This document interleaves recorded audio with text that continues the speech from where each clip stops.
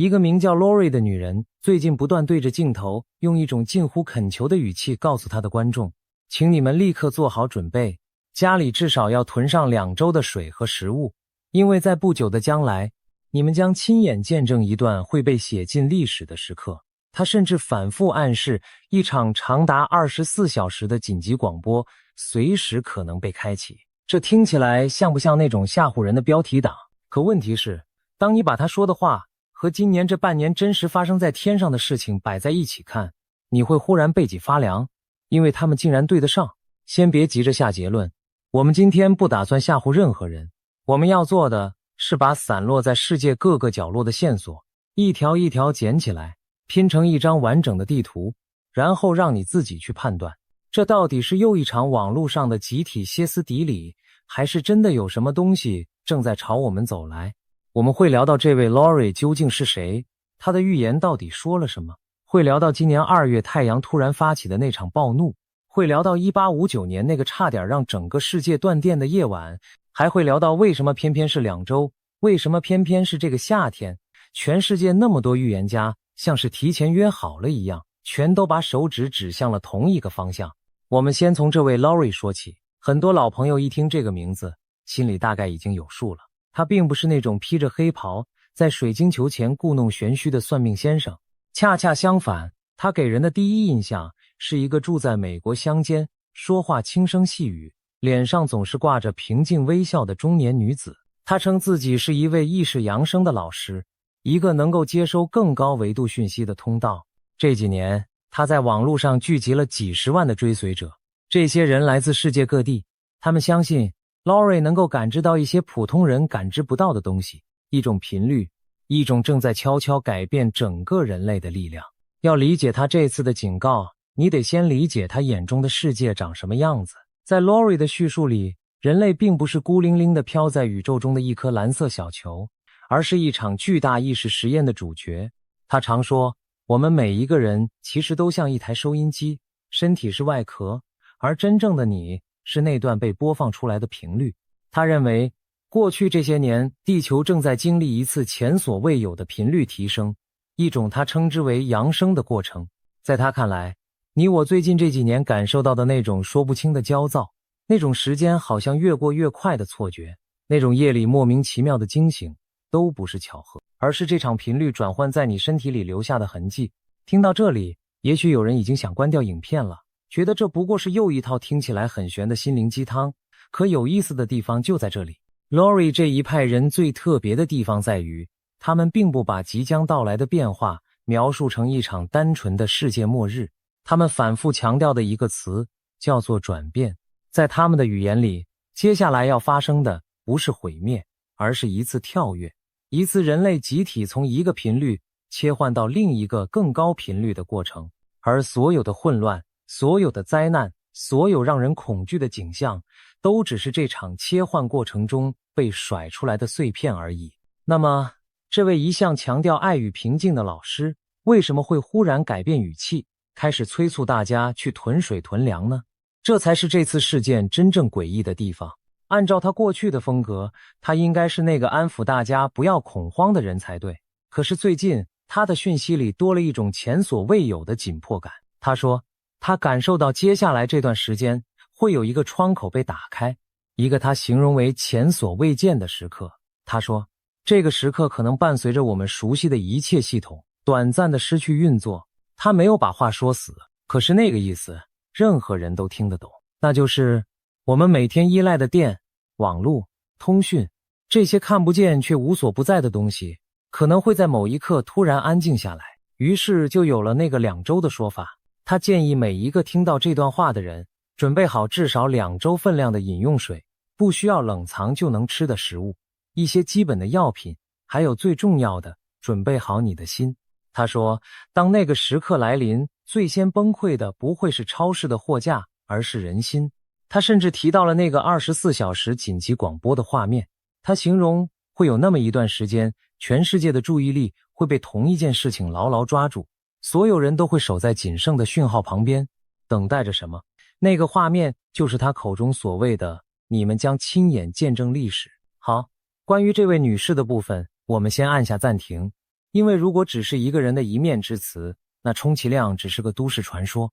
真正让这件事变得沉重起来的是接下来我们要说的那些冷冰冰的写在科学记录里的事实。因为就在 Laurie 不断发出警告的同时，我们头顶上那颗看似永恒不变的太阳正在做一件让全世界的科学家都绷紧神经的事。让我们把时间拉回到今年，也就是2026年的2月初。就在许多人还沉浸在新年气氛里的时候，太阳突然像是被踩到了尾巴一样，在短短4天之内接连甩出了6次最高等级的闪焰。要知道，太阳闪焰是有分等级的，而排在最顶端威力最猛的那一个级别，平时我们一整年能碰上几次就已经算是相当热闹了。可今年光是2月头4天就一口气来了6次，这是一个极不寻常的讯号。它告诉我们，我们正处在太阳这一轮活动周期里脾气最暴躁的阶段，而制造这一切混乱的元凶是太阳表面上一块巨大的黑斑。天文学家一直死死地盯着它，因为它实在太不寻常了。这块黑斑到底有多可怕呢？监测它的科学家用了一个很生动的比喻，他们说这块区域已经变成了一座闪焰工厂，它内部的磁场纠缠扭曲到了极点，那些看不见的磁力线就像被人硬生生拧紧的橡皮筋，随时准备啪的一声弹开，而每一次弹开释放出来的能量都相当于数以亿计的氢弹同时引爆。更让人心里发毛的是，这块黑斑的体积正在不断膨胀，膨胀到了一个足以和历史上某一块恶名昭彰的黑斑相提并论的程度。那块恶名昭彰的黑斑属于一个特定的年份，一个每一个研究太空天气的人听到都会肃然起敬的年份，1859年。要说清楚我们今天为什么要准备2周的物资，就不能不好好讲一讲1859年那个秋天到底发生了什么。因为那一次事件是人类有记录以来遭遇过的最强烈的一次太阳风暴，它有一个专属的名字，叫做卡林顿事件，而所有关于未来灾难的想象几乎都是以它为蓝本。那一年的9月1日，一位名叫卡林顿的英国天文学家正像往常一样在自家的观测室里描绘太阳表面的黑子。就在那个平凡的上午，他亲眼看见太阳表面上突然爆出2道刺眼的白光，明亮的几乎要灼伤他的眼睛。他当下并不知道，他成了人类历史上第一个亲眼目睹超级太阳闪焰的人。那2道白光带着难以想象的能量，以惊人的速度朝着地球扑来，而地球上的人们对即将发生的一切毫无防备。大约17个小时之后，风暴抵达了。那一夜，全世界都乱了套。在当时，人类最先进的科技是刚刚铺设没多久的电报系统，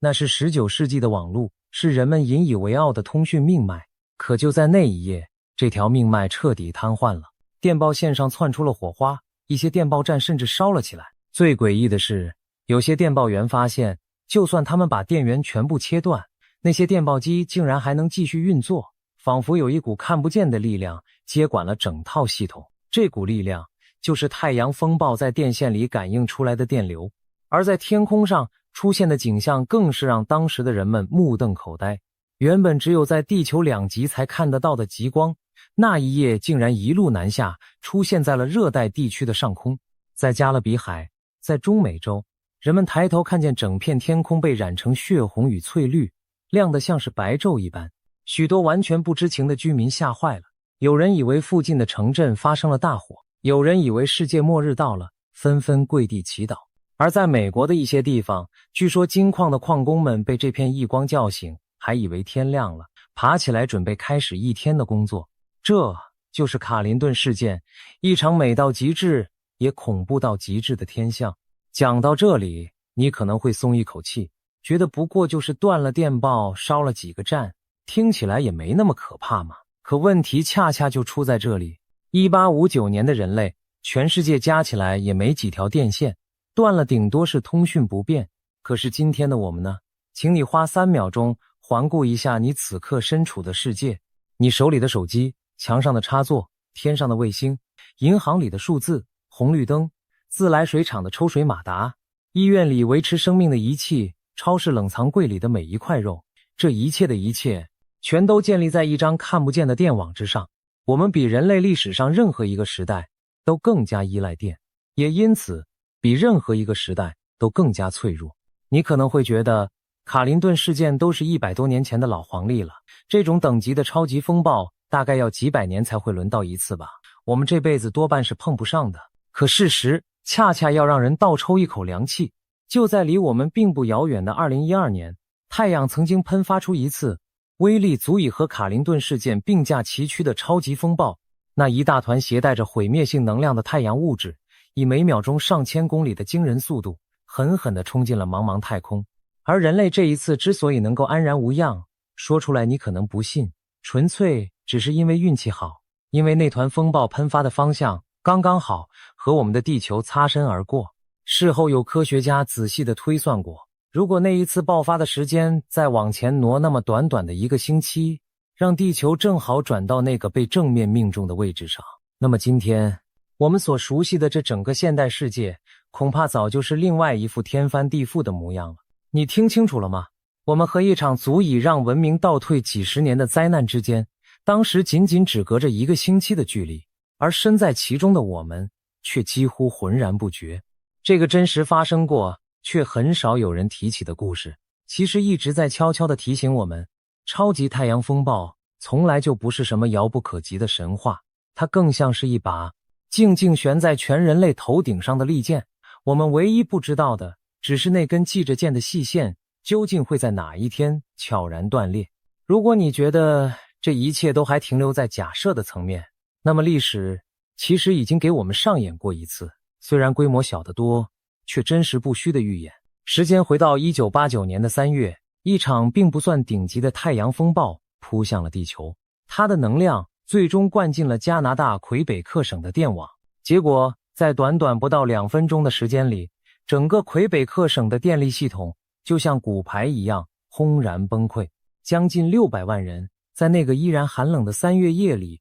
突然陷入了一片黑暗与冰冷之中。长达9个小时，学校停课，工厂停工，地铁停驶，机场的航班无法起降。而这还只是一场中等强度的风暴作用在一个地区的电网上所造成的后果。你完全可以顺着这个真实的画面往上再放大10倍、100倍，去想象一场卡林顿等级的超级风暴如果作用在今天这个比1989年不知道要复杂脆弱多少倍的全球电网上，究竟会是一幅怎样的景象。这就是科学家们之所以如此忧心忡忡的最真实的理由。研究太空天气的专家们早就发出过警告，如果一场和卡林顿事件同等级的风暴在今天正面击中地球，那将不只是断网那么简单，它可能会烧毁电网里那些巨大的变压器，而这些变压器一旦烧毁，并不是换个保险丝就能修好的，有些甚至需要好几个月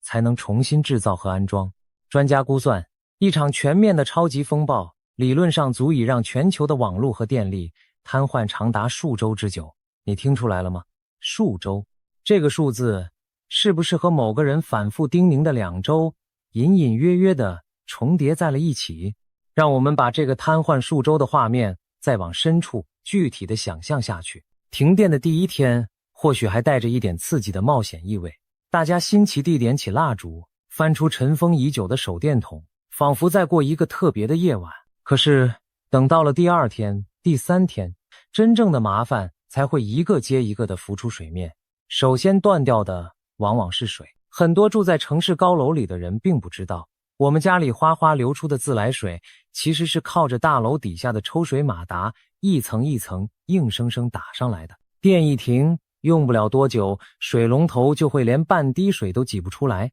紧接着出问题的是食物，超市里那一整排的冷藏冷冻柜全部停摆，货架上的生鲜肉类1-2天之内就会开始腐坏，而负责运送补给的卡车也会因为加油站的抽油帮浦罢工，渐渐的开不动，补不上。然后最让人揪心的是医院，那些必须依靠仪器才能维持呼吸与心跳的病人，那些必须全程冷藏的药物，都将在那一刻面临最严峻的考验。你看，我们引以为傲的现代文明，其实就像一副由无数个齿轮精密咬合而成的巨大机器，而电就是驱动这一整副机器运转的那根最核心的主轴。一旦这根主轴停止了转动，整副机器就会以一种我们平时完全无法想象的速度，一环扣着一环，慢慢的、全面的停摆下来。而这也正是为什么那看似薄薄的、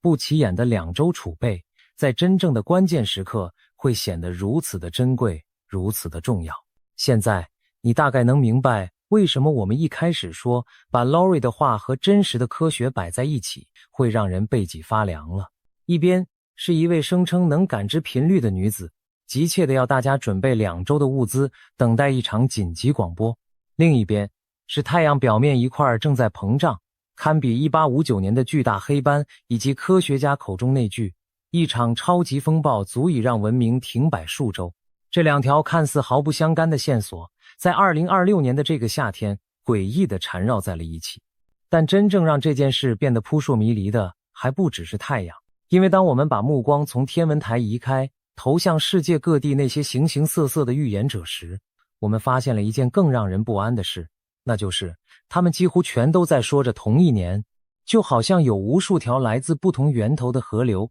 最后全都汇入了同一片海洋，而这片海洋的名字就叫2026。我们先来说一个离我们不算太远的名字，一个美国的普通农夫克里斯。这个人的故事本身就像一部电影，他原本只是一个在乡下经营小生意、虔诚上教堂的老实人，直到某一天，他在河边钓鱼的时候，遇上了一团燃烧着的不明飞行物。从那之后，他的人生就彻底翻转了。他声称自己接收到了某种讯息，而这个讯息的核心指向的正是2026年。他说，当地球上爆发某场冲突的时候，会有成千上万颗发光的球体从世界各地的海洋里缓缓升起。他相信这些光球是守护者，是一种来自更高层面的介入。他们出现的目的是为了阻止人类自我毁灭，是为了在最后一刻把沉睡的人类唤醒。最让人费解的是，这位农夫还转述了一句非常隐晦的话，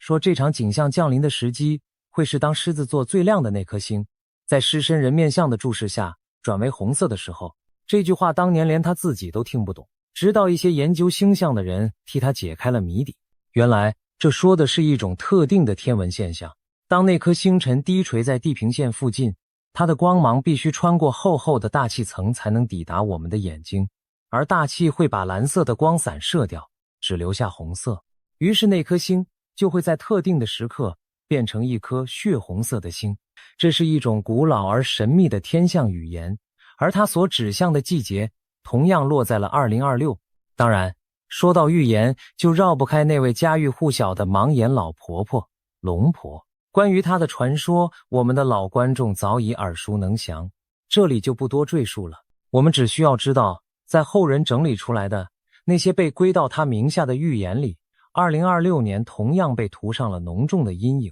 金融的动荡、大国之间的冲突，还有频繁而剧烈的天灾，这些关键词一次又一次地出现在对这一年的描述当中。无论你信或不信，这位老婆婆的名字总是能在人群里掀起一阵骚动，而这一次，她的名字又一次和这个夏天绑在了一起。还有一个人的名字我们不得不提，那就是几百年前的那位法国预言家诺查丹马斯。这位老先生留下了一大堆晦涩难懂的4行诗，几个世纪以来，人们不断从里面挖掘出对应现实的线索。而在这波对2026年的解读热潮里，他的几句诗被反复拿出来讨论。其中有一句被许多人解读成一场长达7个月的大战战火的中心可能落在欧洲的某个角落，还有一句更是耐人寻味。诗里提到了一大群蜂群的涌现，在诺查丹马斯生活的年代，哪儿来的什么蜂群大军？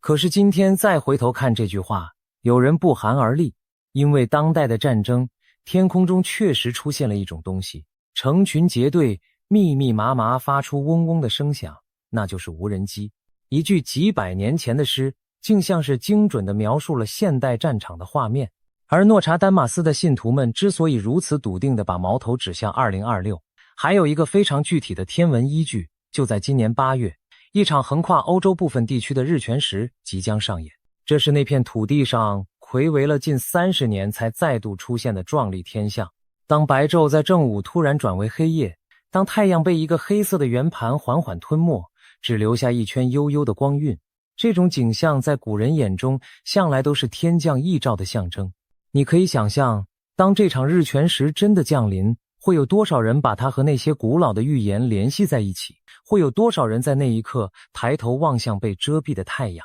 心里想着，难道这就是那个时刻的序幕吗？如果说天上的变化还显得有些遥远，那么地下的躁动就近得让人心慌了。把目光转向我们的邻居日本，这几年关于一场超级大地震的忧虑始终笼罩在那片列岛的上空。地质学家们一直在密切关注着一条深藏在海底的断层带，他们担心一旦这条断层带彻底松动，将会引发一场毁灭性的强震以及随之而来的滔天海啸。与此同时，那座沉睡了300多年的著名火山也不时传出蠢蠢欲动的迹象。这些真实存在的地质风险和那些流传的预言交织在一起，让2026这个年份在许多人的心里蒙上了一层越来越厚的不安。甚至还有一种更加大胆的说法在网络上流传，说今年的11月可能会成为一个历史性的转捩点，一个人类文明或许将首次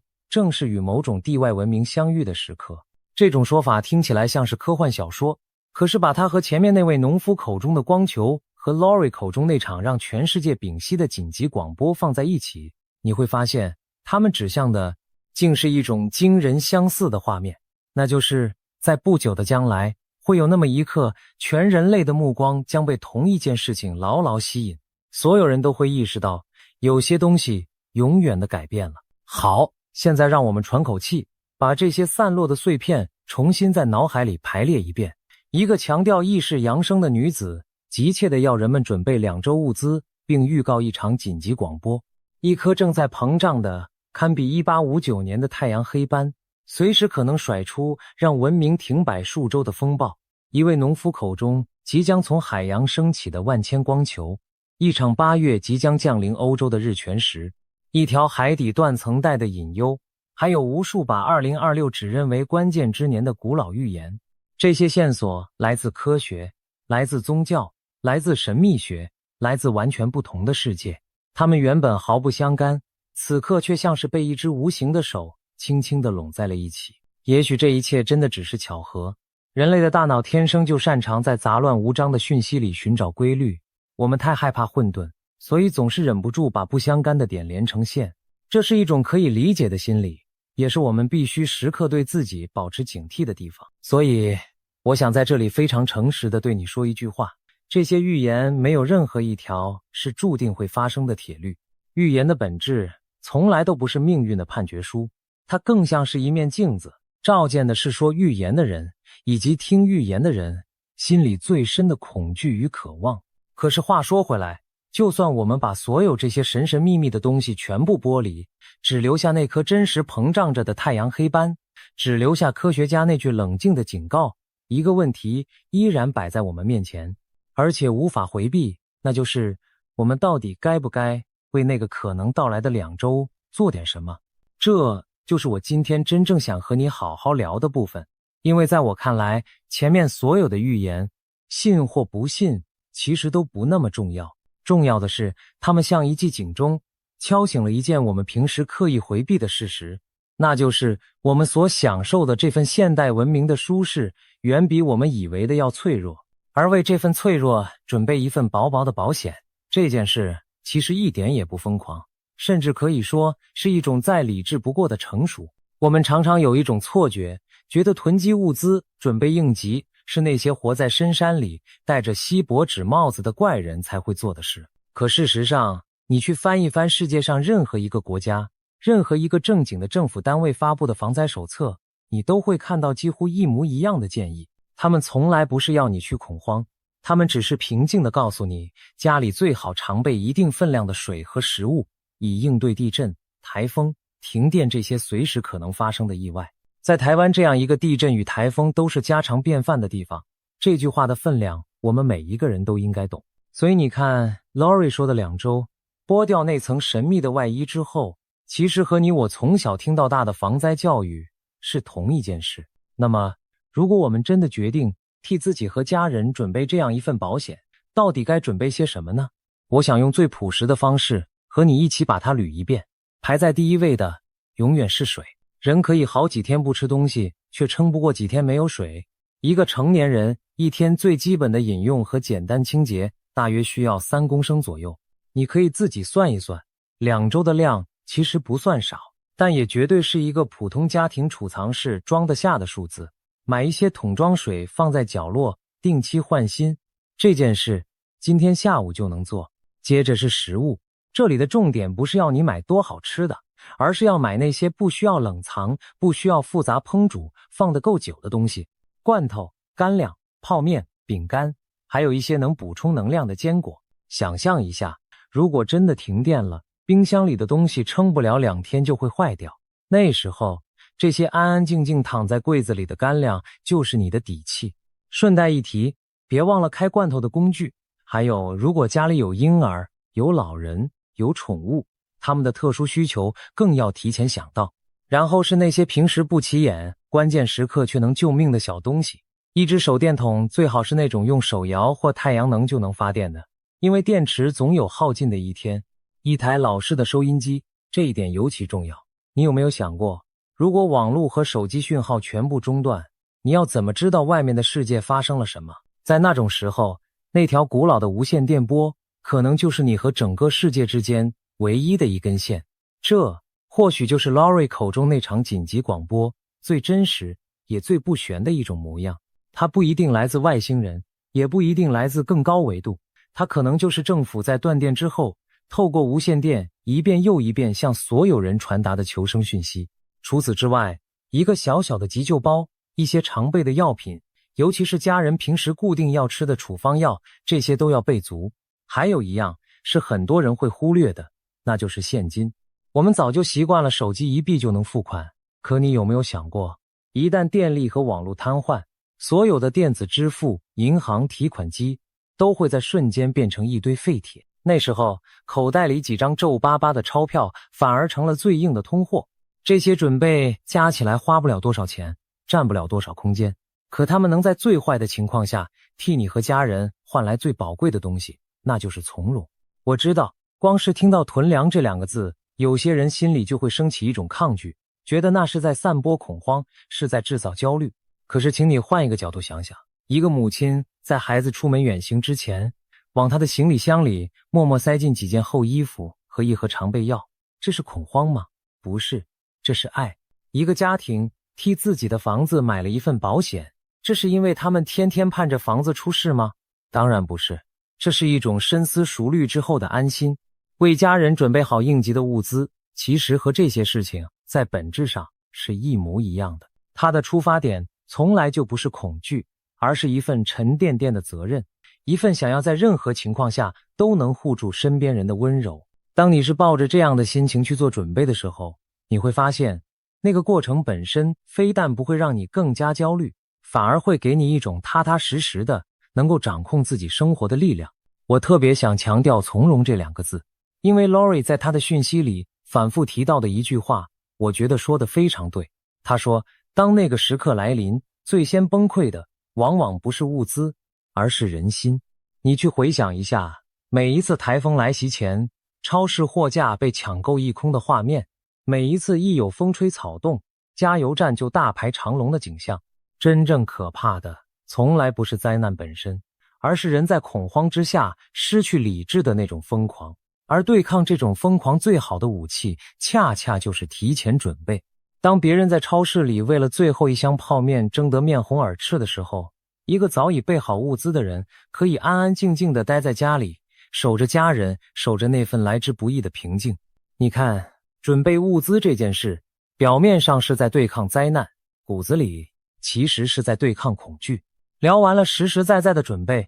我们现在可以回过头来，面对那个最悬也最迷人的问题了，那就是 Lori 口中那句，你们将亲眼见证历史，究竟是什么意思？是灾难吗？还是别的什么？我认为这才是整件事情里最值得我们静下心来好好咀嚼的部分。我们大多数人一听到见证历史，脑海里浮现的多半是灾难片里的画面，城市崩塌，天崩地裂，人们四处奔逃。可是别忘了， Lori 这一派人的核心信念从来就不是毁灭，而是转变。在他们的世界观里，接下来要发生的那个时刻，并不是一个终点，而是一个闸门。他们相信，人类正走到一个巨大的分岔路口，而那颗躁动的太阳，那些频繁的天灾，那场可能到来的黑暗，都不是惩罚，而是催化剂，是逼迫整个人类从一种沉睡的状态猛然清醒过来的一记重击。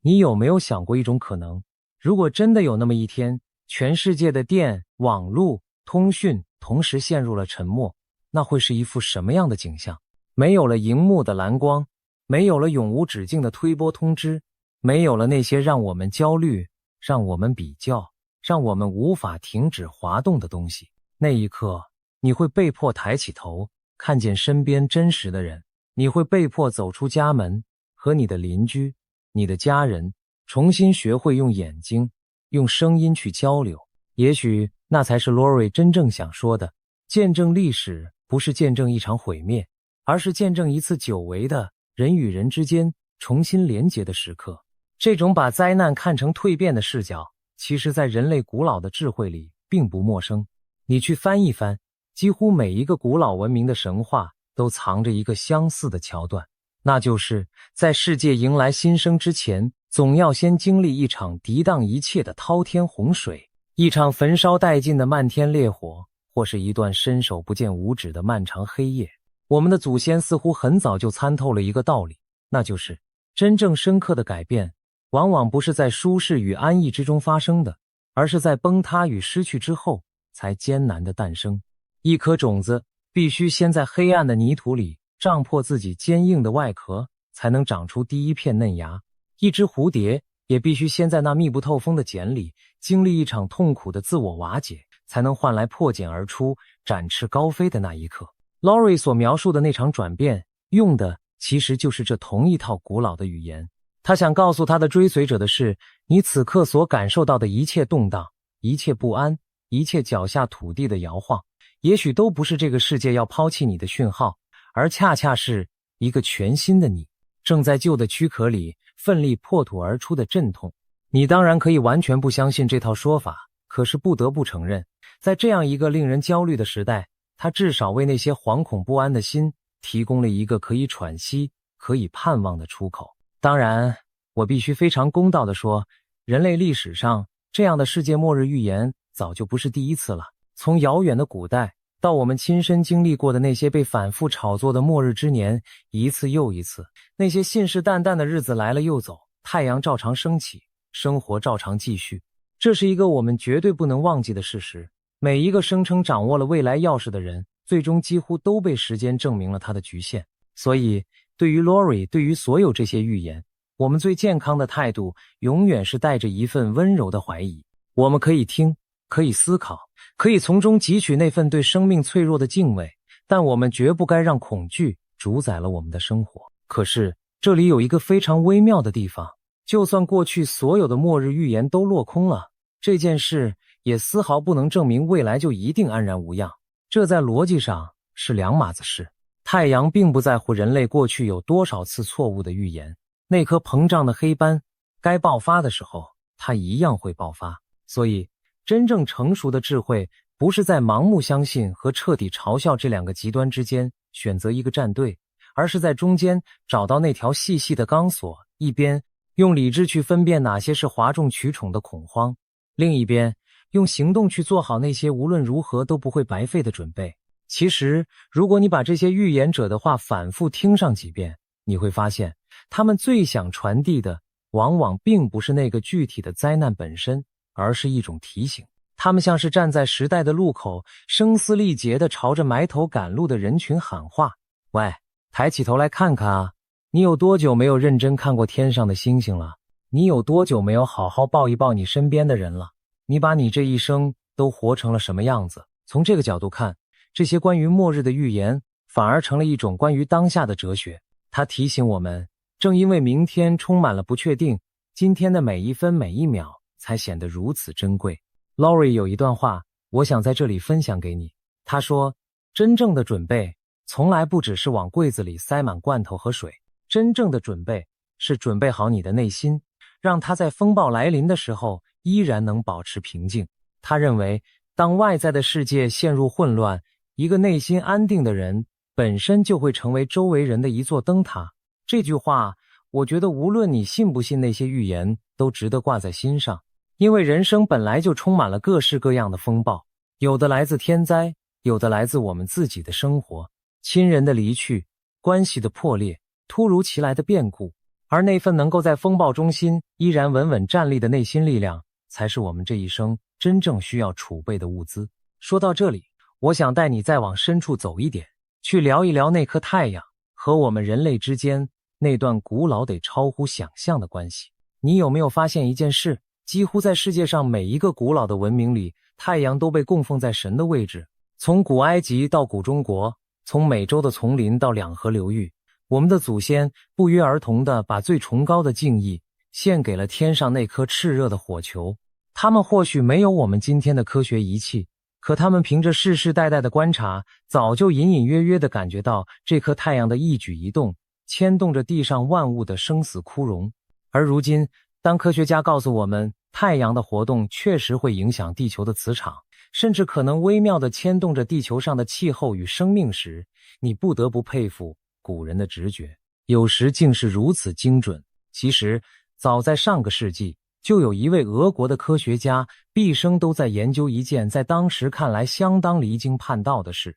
他把过去几千年里人类历史上那些重大的动荡、战争、革命、瘟疫一件一件地记录下来，然后和太阳活动的周期放在一起做对比。结果，他声称自己发现了一种令人不安的规律，那就是每当太阳进入活动最剧烈的高峰期，地上的人类社会似乎也格外容易陷入躁动与混乱。他的这套理论直到今天依然充满了争议，很多主流的学者并不买账。可是你不得不承认，这个想法本身带着一种奇特的吸引力，它让我们忍不住去想，我们自以为完全由理性掌控的情绪与行为，会不会在冥冥之中也受到那颗遥远火球的牵引？而如果这种牵引真的存在，那么在2026年这个太阳脾气格外暴躁的当口，我们每一个人心里那份莫名的焦躁，或许就不完全是错觉了。而 Laurie 这一派人所说的，也正是建立在这种古老直觉的延伸之上。他们相信，太阳不只是一颗会发光发热的物理星球，它同时也是一个能量的源头，一个讯息的发送者。他们认为，当太阳进入这种极度活跃的阶段，它喷发出来的就不只是会烧毁电网的带电粒子，还夹带着某种能够影响人类意识的能量。这种说法当然没有办法用今天的仪器去测量，你可以完全不相信它。可是换一个角度想，当一个人告诉你，天上那颗躁动的太阳正在悄悄改变你的心境，这听起来玄乎，但和一个科学家告诉你，这颗太阳正在威胁你脚下的电网，这两件事说到底都是在提醒同一个事实，那就是我们和这颗星球的命运远比我们日常感受到的要紧密得多。好，现在让我们做一个大胆的假设，一次思想实验。假设 Laurie 说的那个时刻真的来了，让我们一起一个小时一个小时地走进那个场景，看看所谓的24小时紧急广播究竟会是什么模样。第一个小时，一切都很平常，你或许正在上班，正在做饭，忽然灯灭了。一开始你以为只是社区跳电，你有点烦躁，等着它恢复。可是几分钟过去，你发现手机没了讯号，你点开网路一片空白，你走到窗边，发现整条街、整座城市都陷入了一片死寂的黑暗。那一刻，一种前所未有的陌生感会慢慢从你的脚底爬上你的脊背。再过几个小时，当夜幕彻底降临，你会第一次意识到，原来没有电的黑夜是如此的深，如此的静，没有路灯，没有招牌，没有任何一扇亮着的窗。抬起头，你或许会看见一片久违的布满星辰的夜空，甚至如果那真的是一场太阳风暴，你可能还会看见天边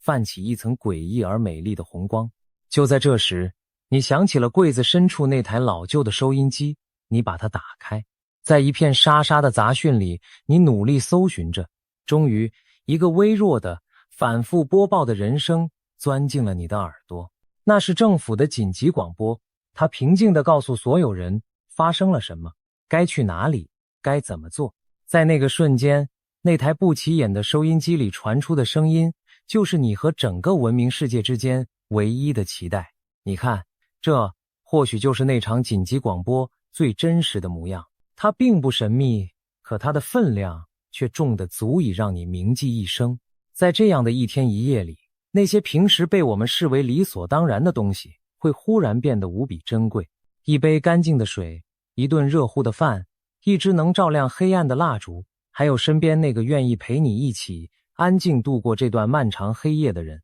你会忽然明白，原来我们穷尽一生追逐的那些名利，那些烦恼，在真正的生存面前是多么的轻。这或许就是 Lori 想让我们提前预习的一堂课。他不是要吓唬我们，他是想在那个时刻真正来临之前，先让我们在心里走一遍，让我们懂得什么才是生命里真正不能失去的东西。当然，我还要说回那句最重要的话，极大的可能是这个夏天平安的过去了，那场紧急广播始终没有响起，太阳表面的黑斑慢慢平息， Lori 的预言也将和历史上无数个没有兑现的预言一样，被人们渐渐淡忘。如果真是这样，那太好了，我打从心底希望是这样。可就算如此，你为那个假想的2周所做的准备会白费吗？我想不会。那几桶水，那些干粮，那台收音机，他们会安安静静地待在你家的角落，等着下一个台风，下一次地震，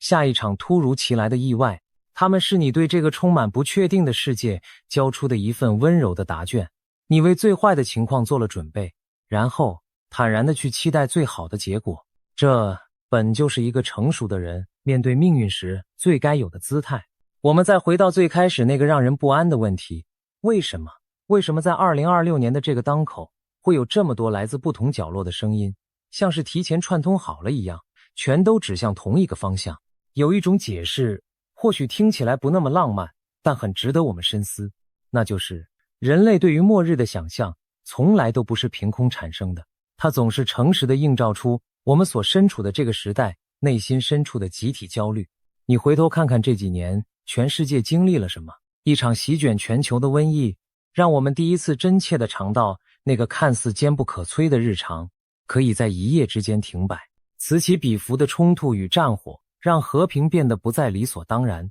飞速发展的科技一方面带来便利，一方面又让许多人感到一种说不清的失控与恐惧。当一个时代的人们普遍感到脚下的土地在摇晃时，末日的预言自然就会像雨后的野草一样疯狂地生长。所以这些预言与其说是在预测未来，不如说是在描述当下。他们是这个时代集体情绪的一面镜子。而 Lori 的独特之处在于，他没有仅仅停留在贩卖恐惧，他试图在这片焦虑的土壤里种下一点别的东西。他一次又一次地告诉他的追随者，你们所感受到的这种天翻地覆，不是为了摧毁你们，而是为了重塑你们。他把这个混乱的时代重新定义成了一场集体的蜕变，一次破茧成蝶前必然要经历的黑暗与挣扎。无论这种说法在科学上站不站得住脚，它至少提供了一种比纯粹的绝望要温暖得多的视角，而这也把我们引向了他整套叙述里我认为最核心的一个观点。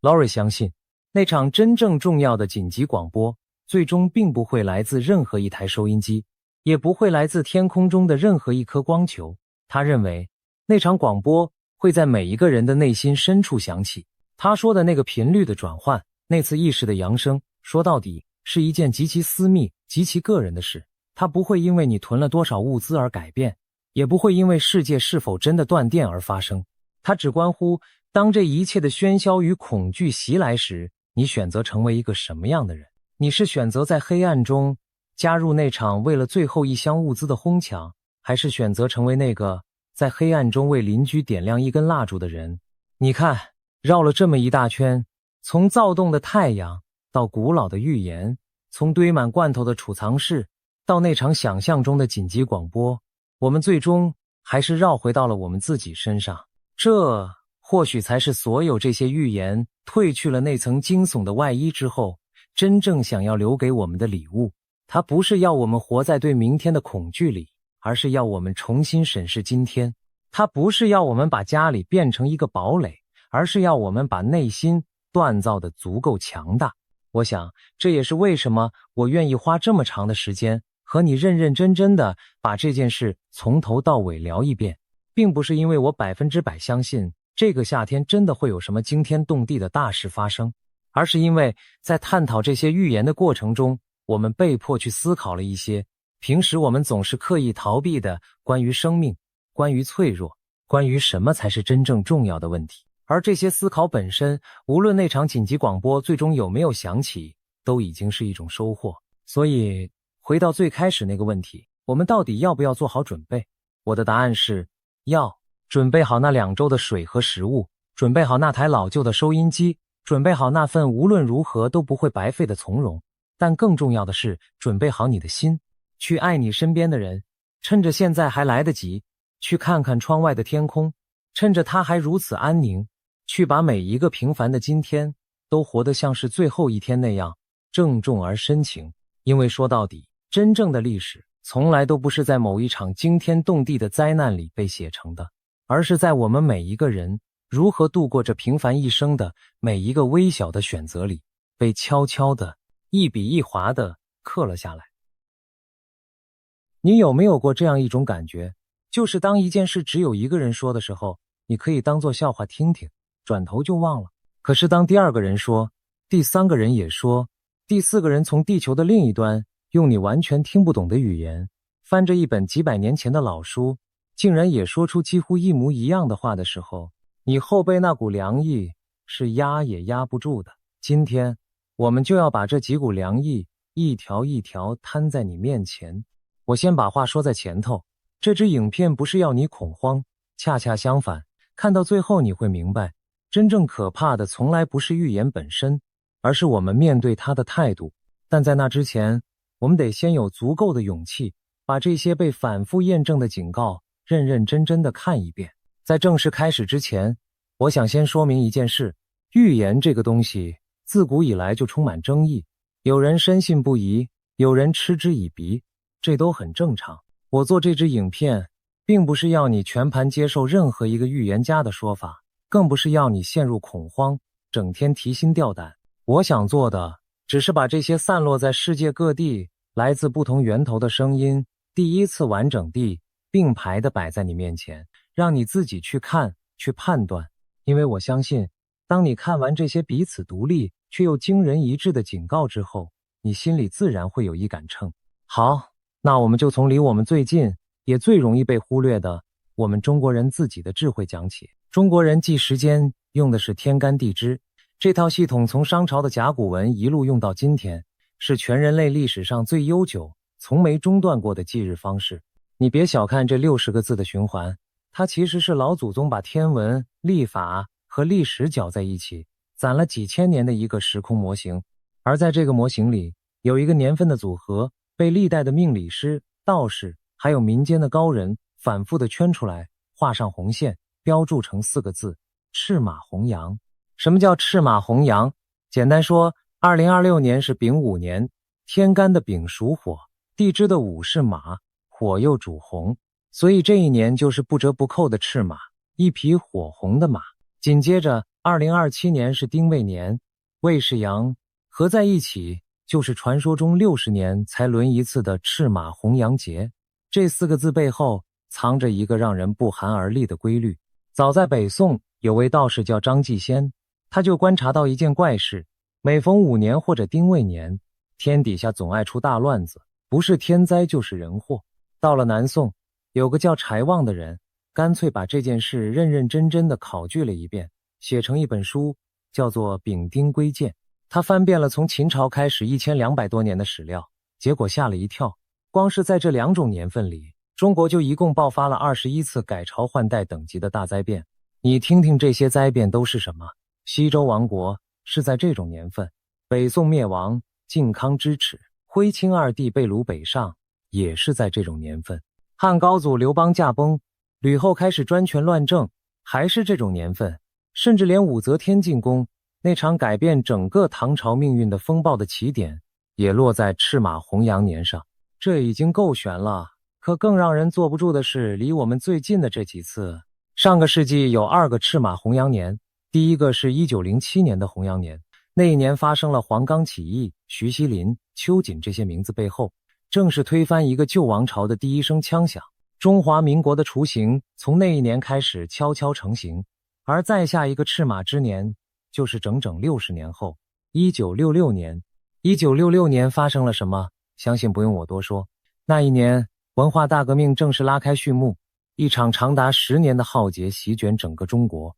无数的家庭支离破碎，无数的生命永远停在了那个夏天。你可能会问，这背后到底有没有道理，还是纯粹的牵强附会？其实老祖宗的逻辑并不复杂，丙午、丁未这几个年份在五行里都属于极旺的火，火代表的是躁动，是冲突，是压不住的情绪。当天时走到火气最盛的关口，人心也最容易浮动，社会里那些平日里被勉强压着的矛盾，就格外容易被一点火星引爆。你去翻历史就会发现，很多大动乱并不是凭空冒出来的，而是各种矛盾累积到了一个临界点，刚好又撞上了这样一个躁动的年份，于是轰然引爆。这不是宿命，这更像是一种对人性周期的精准观察。老祖宗看了几千年的世道人心，把这份观察浓缩成了赤马红阳这4个字，留给了后人。现在请你把日历翻到今天，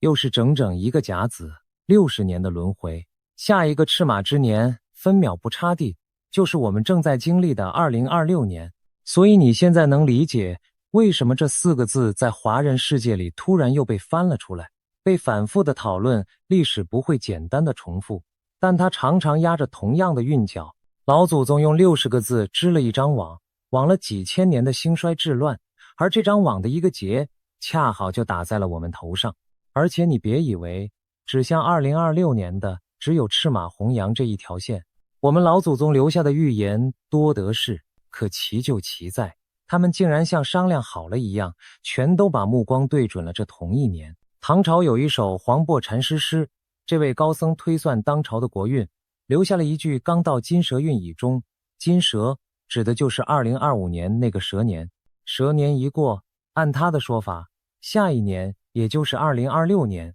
便是改朝换代的一年。再看刘伯温，他除了大名鼎鼎的烧饼歌，还留下一份推背图，里面有一句说得更直白，难过寅卯辰4年，若要闯过这几年，就是活神仙。寅卯辰巳对应的是虎兔龙蛇，也就是从2022一直熬到2025这几年。意思是这几年是最难熬的关口，谁能咬牙挺过去，谁就是活神仙。而挺过去之后呢，正好就是2026年。说到我们老祖宗的预言，有一部书是怎么都绕不开的，那就是唐朝的推背图。这部奇书相传是由2位精通天文易理的高人袁天罡和李淳风一同推演出来的，整整60项，从唐朝一路预言到遥远的未来，被许多人奉为中华第一预言奇书。书里的每一项都配着一幅看不太懂的图，一段隐晦的谶语和一首藏着玄机的宋诗。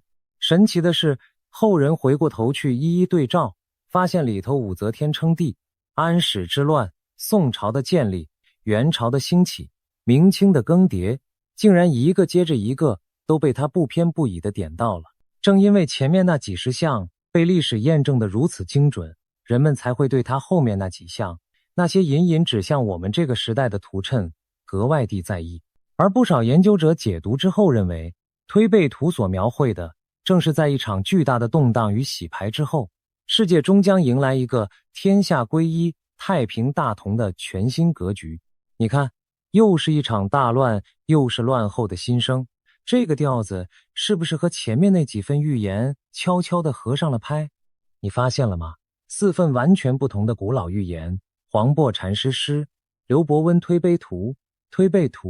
还有赤马红阳节，从4个不同的角度，竟然不约而同地把2026年标记成了一个天翻地覆的转折点。一个说改朝换代，一个说闯过节关，一个说乱后归一的大同，一个说60年一遇的大劫。这还只是我们中国自己的部分。问题是，这真的只是巧合吗？如果只有我们中国人这么说，那也许还能用文化心理去解释。可偏偏地球另一边那些对天干地支一窍不通的人给出的答案竟然惊人的一致。接下来就让我们一个一个的把这些声音请出来。我们先来看帕克。常看我们节目的朋友对这个名字应该再熟悉不过了。去年的12月30号，他就发了一支影片，把2026年的整个走势摊开来讲。他用了一个很重的词，他说这会是一个清算之年，许多被掩盖多年的谎言会被一个一个揭穿，会冒出大量的诉讼案，很多藏在水面下的真相会被硬生生的翻上来。而这一切的转折点，他说得很明确，就在2月。你想想，中国的农历新年也正好落在2月，过完这个年，按中国人自己的说法，就正式踏进了那个灾难之年，赤马年。你看，一个英国人，一个中国的古老历法，竟然在2月这个时间点上完美的重合了。那帕克具体看到了什么？这部分你得坐稳了再听。他说，在台湾海峡之间，很可能会出现一次飞机或者潜水艇的相撞事件。而就是这么一个看似偶然的擦枪走火，会点燃一场谁也没料到的冲突，连日本都会被卷进这场漩涡里。而在这场风暴中受伤最重的，他说是中国，经济会崩溃，那位最高领导人会因此下台。在这之后，中国会分裂成许多个小一些的国家，最终走向一种类似欧盟那样的松散联合体。民主制度会在这片土地上重新占据主导，边境会打开，人们可以自由地往来贸易。他甚至给这整个过程起了一个极其生动也极其冰冷的名字，他把它叫做冰川式瓦解。冰川式瓦解这4个字你细品，它不是火山爆发那种一瞬间的天崩地裂，而是像一整座看起来坚不可摧、亘古不变的冰川，在你几乎察觉不到的缓慢之中，一寸一寸地融化、断裂，最后轰然崩塌。那种感觉是表面上一切如常，歌舞升平，可地基早已在暗处被掏空。帕克对这场变局的描述，后来还说得更直接。他预言，这场瓦解很可能不是来自外部的进攻，而是由内部发动的一场带有军事性质的剧烈对抗，最终导致那个体制的彻底终结。一个从内部裂开的庞然大物，这个画面光是想象就足够惊心动魄。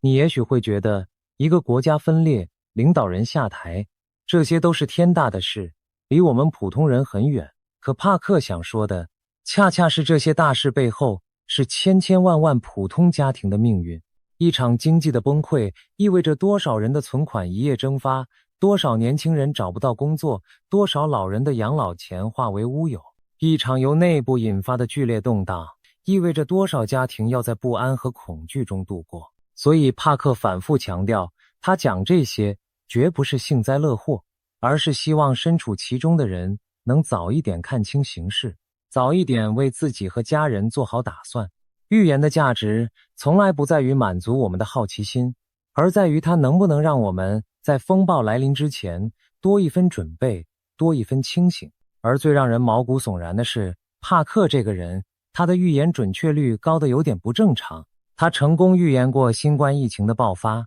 预言过英国脱欧，预言过特朗普2次当选，甚至连伊丽莎白女王的离世，他都提前点到了。就在今年4月，他更是再一次震惊了所有人，因为早在年初的直播里，他就具体的描述过，一名美国的飞行员会在冲突区坠机并被俘虏，随后会有一场惊心动魄的营救行动，而且他特别强调，这会是一场外科手术式的精准行动，不是全面开战。结果呢，4月初，一架载着美军的战斗机真的在伊朗领空被击落，飞行员弹射逃生后被迅速营救，整个过程和帕克说的几乎分毫不差。那位飞行员后来被证实是藏身在伊朗一片险峻的山区里，靠着先进的欺敌技术和特种部队，才在极短的时间内被救了出来。当一个人能把细节说到这个份上，你还能把他的话完全当成耳边风吗？不过帕克的预言里还藏着一个更诡异也更具体的画面。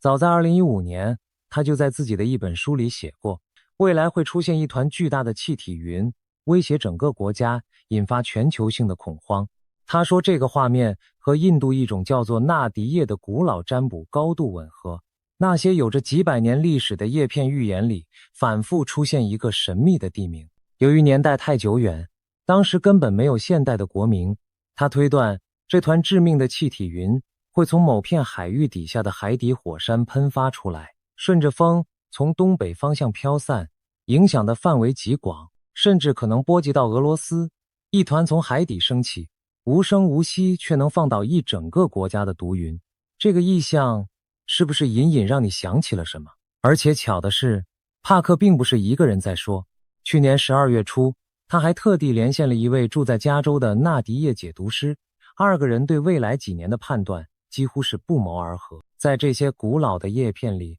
似乎早就为这个时代写好了一段沉重的剧本。说完帕克，我们再把目光转向阿南德。如果说帕克靠的是通灵和遥视，那阿南德走的是另一条路，他靠的是严谨的星象推演。去年的平安夜，他在莫斯科发布了一支影片，一开口就把基调定得很高。他说2026年将会是人类400年才会遇到一次的重大历史转捩点，注意，是400年一遇。他说，自从2020年那场疫情之后，整个世界其实就已经悄悄踏进了一个全新的时代，各种冲突，各种变局，像潮水一样一波接着一波，平民的伤亡数字也在不知不觉中飙升。而2026年就是这个新时代里变化最密集、最剧烈的一年。400年一遇，这个说法你别轻易放过。阿南德的意思是，从占星的角度看，当下这个时间点，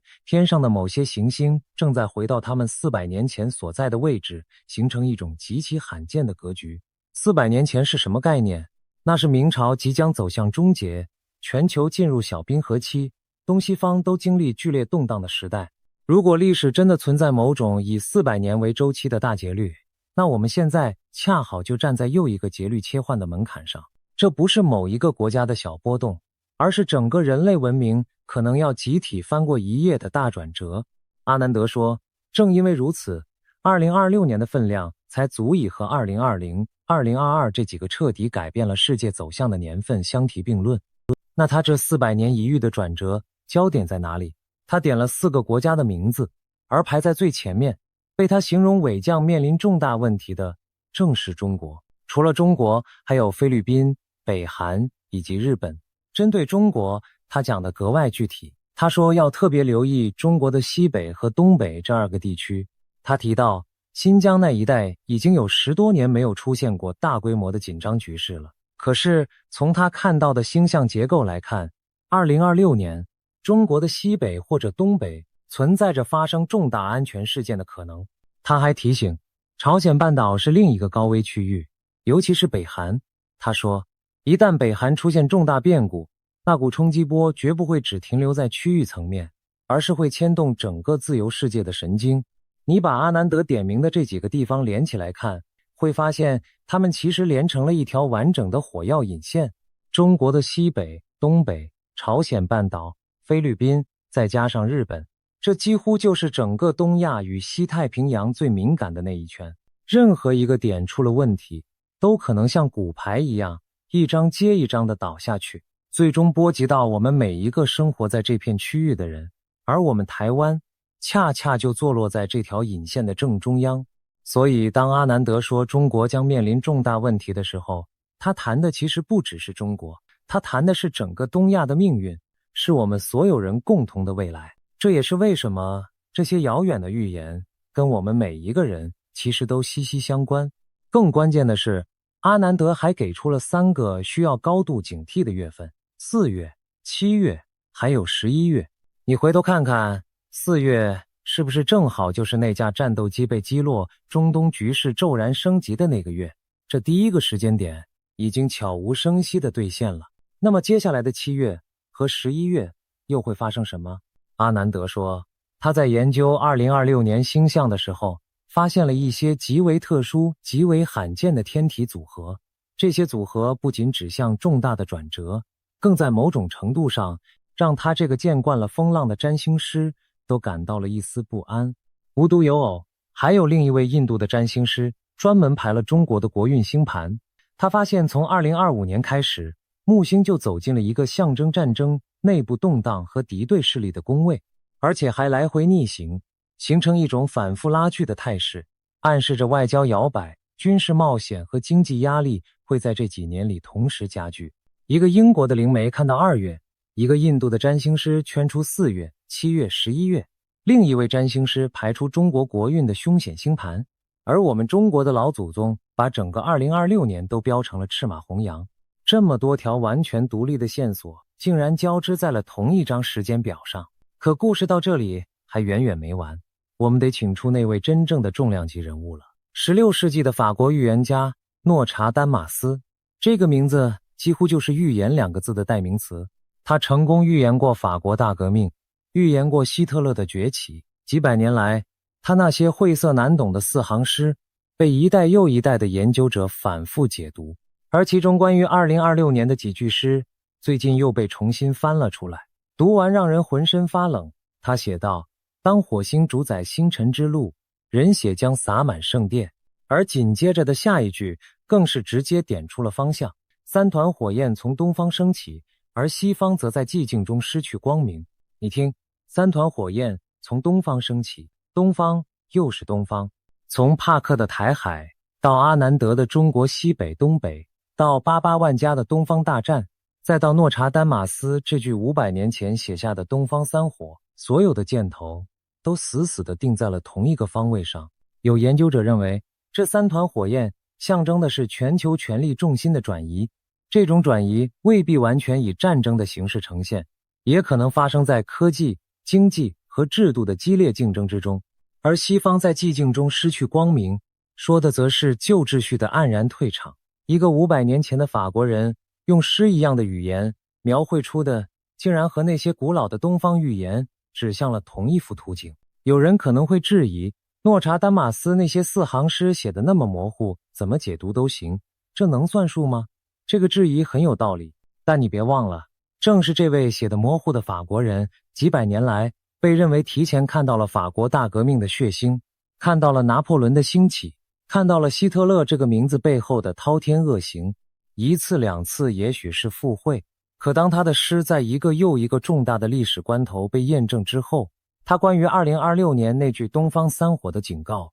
就由不得你不多看2眼。更何况这一次他并不孤单，他的身后站着帕克，站着阿南德，站着88万家，还站着我们中国几千年的老祖宗。当这么多原本毫不相干的声音汇成同一句话的时候，再固执的怀疑者恐怕也得停下来认真的想一想了。我们再来看看那位被称为巴尔干半岛的诺查丹马斯的盲眼女预言家88万家。她虽然已经离世多年，但她留下的那些预言每到年底都会被全世界翻出来重新解读。先别急着质疑她，我们看看她的成绩单。据她的追随者整理，她曾经预言过911恐怖袭击，说美国的兄弟会在钢铁巨鸟的攻击下倒下。她预言过戴安娜王妃的死，预言过苏联的解体，预言过车诺比核灾，甚至他在很多年前就预言过全球的权力会从西方转移到东方，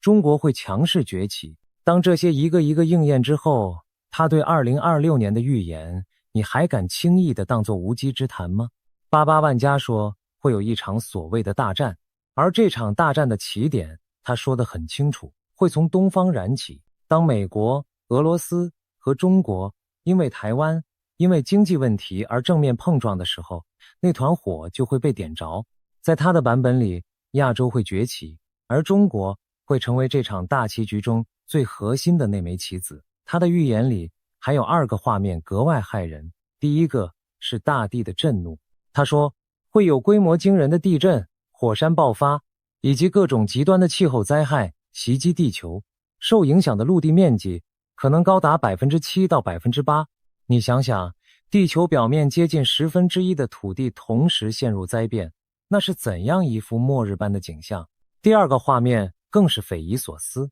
他预言在11月会有一艘来历不明的飞行器进入地球的大气层。注意这个月份11月又一次和阿南德圈出的高危月份对上了。而这几年天上那颗叫做阿特拉斯的星际天体也确实一直在天文学界引发争论，到底是颗普通的彗星，还是别的什么，众说纷纭。再加上这10年来全球层出不穷的不明飞行物目击事件，88万家这个关于天外来客的预言就显得格外让人不安。除了战争和天灾，88万家还有一个预言，这几年正在以肉眼可见的速度应验，那就是人工智慧的崛起。他早在许多年前就说过， AI 将会深刻地主宰人类未来的经济发展，而2026年很可能正是 AI 开始大举进驻各个关键产业的那一年。你看看现在，从写文章、画图到自动驾驶，再到各行各业的智慧化 AI，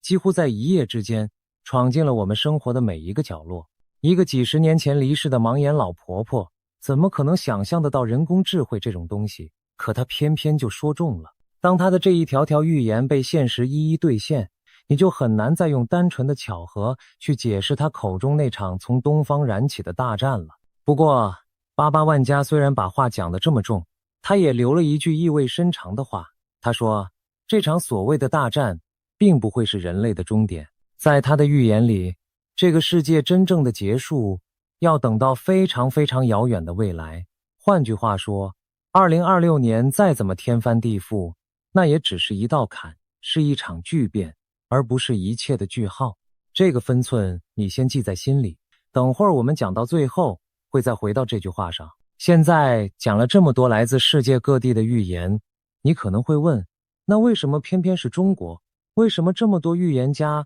不约而同地把那个最沉重的灾难跟这片土地绑在了一起？这个问题的答案藏在我们老祖宗另一份更加惊悚的预言里，那就是刘伯温的救劫碑文。刘伯温是什么人？他是辅佐朱元璋打下整个明朝江山的第一谋臣，民间关于他的传说多到数不清，有人甚至说他上知500年，下知500年。传说当年明太祖朱元璋一边吃着烧饼，一边随口拷问刘伯温，问他能不能算出未来的天下大事。刘伯温掐指一算，竟然一口气道出了明朝往后几百年乃至改朝换代的种种玄机。这就是烧饼歌的由来。后人发现，烧饼歌里的许多隐语竟然和后来真实发生的历史一一对得上。正因为刘伯温有着这样近乎神话的准确记录，他留下的每一份预言才会被后人如此郑重地对待。一个能算准身后几百年的人，他刻在石碑上的那些关于瘟疫、关于大劫的警告，你说我们是该一笑置之，还是该认真地听一听呢？这份救劫碑文据说是在陕西太白山的一场地震中被生生震出来的一块石碑上的文字，藏了几百年，直到近些年才流传于民间。碑文里有几句话，你只要读过一次，就再也忘不掉。他说，贫者1万留1000，富者1万留23，贫富若不回心转，看看死期在眼前。你听听这个比例，1万个穷人里留下1000，1万个富人里只留下2、3个，这是何等惨烈的淘汰。紧接着下一句更是直接点到了那2个字。他说，平地无有五谷种，谨防四野绝人烟。若问瘟疫何时现，但看9冬10月间。瘟疫，他把灾难的核心明明白白地写成了瘟疫，还精准地告诉你，要看的时间点是在秋冬的9月、10月之间。讲到这里，但凡经历过这几年的人，后背恐怕都已经凉透了，因为这份碑文它不是现在才开始应验的。研究者早就指出，他精准地预言过2003年的非典，也就是萨斯，更预言过2019年那场席卷全球的大瘟疫。你想想，这2场改变了无数人命运的疫情，源头恰恰都在中国。碑文里最后那句谨防人人艰难过，关过天翻龙蛇年，说的龙蛇正是2024和2025这2年，而碑文那长长的10愁更是字字惊心。1愁天下乱纷纷，2愁东西饿死人，3愁湖广遭大难，4愁各省起狼烟，5愁人民不安然，6愁9冬10月间，7愁有饭无人吃，8愁有衣无人穿，9愁尸骨无人捡，10愁难过诸鼠年，天下大乱，恶殍遍野，狼烟四起。这些字眼，你是不是觉得正一个一个的朝着我们走过来？你有没有注意到一个让人脊背发凉的规律？这个世纪以来二场真正震动了全世界的瘟疫，2003年的非典和2019年的那场大疫情，它们的源头竟然都指向了同一片土地。一次也许是偶然，可两次呢？刘伯温在几百年前就把瘟疫这2个字和9冬10月这个时间刻在了石头上，而现实竟然真的沿着这条线索一次又一次的兑现，这就让人不得不去想，这份反复出现的灾难背后到底意味着什么。在中国传统的观念里，天灾从来不是孤立的，它常常被看作是上天对人间某种失序的回应。当一个社会在某些根本的问题上走偏太久，那笔账迟早是要还的。这就是为什么这么多预言不约而同地指向中国，因为在这些古老的东方智慧看来，一个地方的命运从来不只是天灾，更是人心的总和。瘟疫也好，动乱也好，往往是冲着某种积累已久的东西来的。与其说灾难从中国开始，不如说这片土地上长期被压抑的某些东西到了该爆发的临界点。你可以信，也可以不信，但这份跨越了几百年的精准本身就足够让人安静下来，好好想一想。其实在中国的古老智慧里，有一个词叫做天人感应。古人相信人世间的所作所为和天地之间的运行是彼此呼应、互相牵动的。当人间的秩序出了大问题，当贪婪、欺瞒和不公累积到了某个程度，那股失衡的力量最终会以天灾人祸的形式反映出来。这听起来或许有些悬，可你换个角度想，一场瘟疫的爆发背后何尝不是环境、卫生和某种治理方式长期失序的结果？一场经济的崩塌又何尝不是无数错误决策日积月累的总清算？所谓的天意，很多时候其实就是人心和人为绕了一大圈之后自己找上门来的回声。所以当这么多预言把那根最沉重的指针指向同一片土地的时候，他们真正想说的也许从来都不是上天要惩罚谁，而是在提醒那片土地上的人，有些积压的太久的东西是时候该好好面对了。说到这里，还有一个特别中国、特别神秘的细节，我必须讲给你听。就在去年的秋天，在中国的辽宁和河北，据说又出现了那种传说中的赊刀人。什么是赊刀人？这是中国民间一种极其古老、极其神秘的预言者。他们走街串巷卖刀，可他们的刀只赊不卖，意思是你现在拿走刀不用给钱，他会留下一句预言，言明只有等到他的预言应验了那一天，他才回来收钱。所以赊刀从来不是他们的目的，用这种古怪的方式吸引人们的注意，借机把那句预言留在世间，才是他们真正想做的事。每一次赊刀人的出现，在民间都被视为天下将有大变的征兆，而这一次，他们选择在这个风口浪尖上的时间点重新现身，留下的又会是怎样一句让人捉摸不透的话呢？有人说，赊刀人赊出去的从来都不是刀，而是一个时代的预兆。他们用最不起眼的方式，把一句沉甸甸的警告悄悄埋进寻常巷陌，然后转身离去，只静静地等着那一天的到来。当这些走街串巷的神秘身影在沉寂了许多年之后，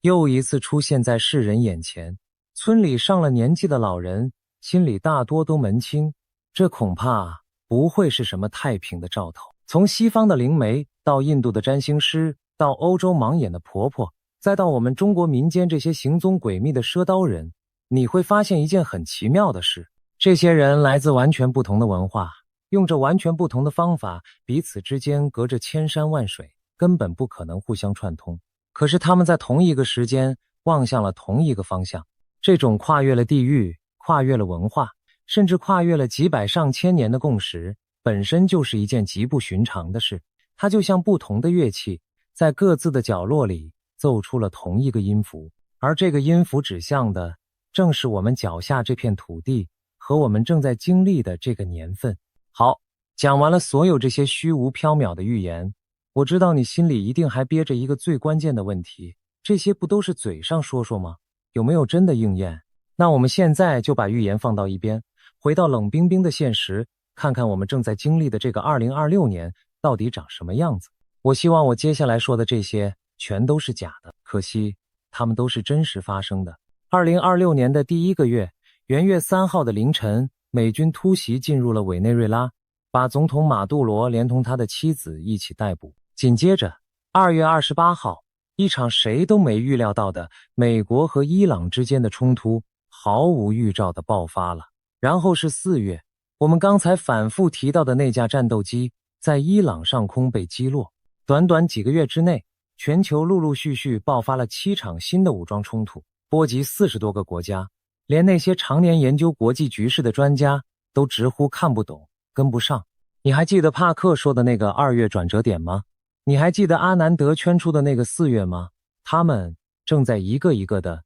变成新闻推送里的标题，而把镜头转回中国本身，那幅图景同样不轻松。就在今年1月，官方公布的数字显示，2025年中国的出生人口跌到了只剩792万，而前一年还有954万。中国的总人口已经连续第4年下降，去年1年就少了339万人。这是自人口开始减少以来降幅最大的一年。房地产这边，曾经那台拉动整个经济的火车头，如今几乎熄了火，开发投资大幅下滑，新房的销售面积和销售额全线崩跌。从高峰期到现在，销售额几乎直接腰斩，跌掉了将近一半。这些冰冷的数字背后，是无数普通人能切身感受到的含义。曾经被视为稳赚不赔的房子，如今成了许多家庭最沉重的包袱。年轻人开始不愿意再背上几十年的房贷，越来越多的人选择躺平，选择不买房、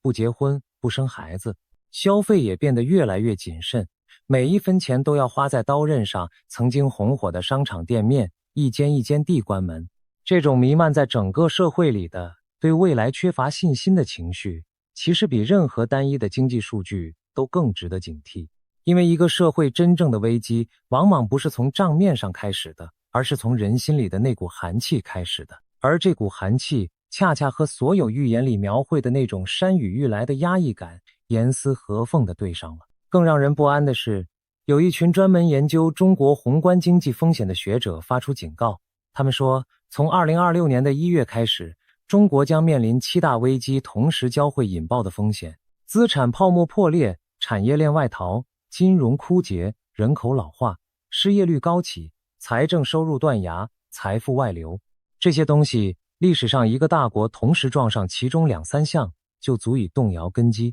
而现在，他们可能要在同一年里一起压过来。连那位最高领导人自己，在内部的会议上都不得不承认，眼下正处在一个不确定、难预料因素增多的时期。你听，连身在局中的人都嗅到了风暴的气味。还有一个时间点，我必须提醒你特别留意，那就是今年的11月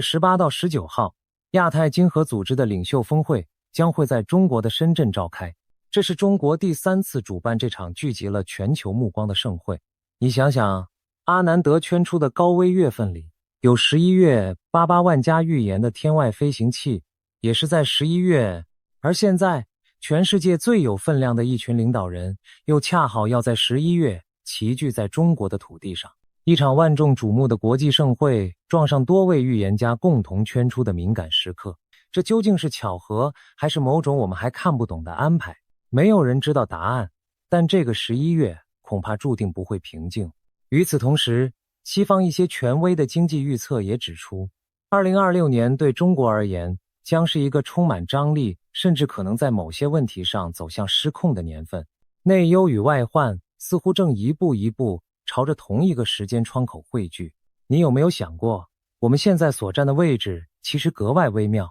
2026年已经走过了一半，回头看着前半年，元月的委内瑞拉，2月的美伊冲突，4月的战机坠落，那些被预言反复圈出的时间点，竟然真的一个一个亮起了红灯。而日历往后翻，那2个被最多预言家共同点名的月份，7月和11月，此刻就静静地躺在我们的前方，还没有翻开。这是一种很奇特的处境。我们既不是在事后读一段早已写完的历史，也不是在凭空猜测一个遥不可及的未来，而是恰好站在预言与现实交汇的那条线上，眼睁睁地看着那根指针一格一格的朝着那2个被标红的月份走过去。会不会应验？又会以什么方式应验？没有人能打包票。可正是这种悬而未决的紧张感，本身就足以让任何一个清醒的人多留一个心眼。所以你看，当我们把预言和现实并排放在一起的时候，那种重合已经不能简单的用巧合来解释了。一个来自灵界的警告，一张来自星空的星图，一块来自地震的石碑，一首500年前的法国4行诗，和一份来自统计局的冷冰冰的报表，竟然讲着同一个故事。这才是这支影片真正想让你看见的东西，不是要吓你，而是想让你明白，我们正站在一个多么特殊的历史节点上。我们这一代人可能真的赶上了那个60年甚至400年才轮一次的大转弯。我们不是在读别人的历史，我们就活在历史正在转弯的那个瞬间。我知道演习这个词这些年我们听得太多了，每一次危机的警报拉响，后来好像又都平安度过，于是渐渐的我们对警告麻木了，总觉得这大概又是一次演习吧，紧张一阵子也就过去了。可是这一次，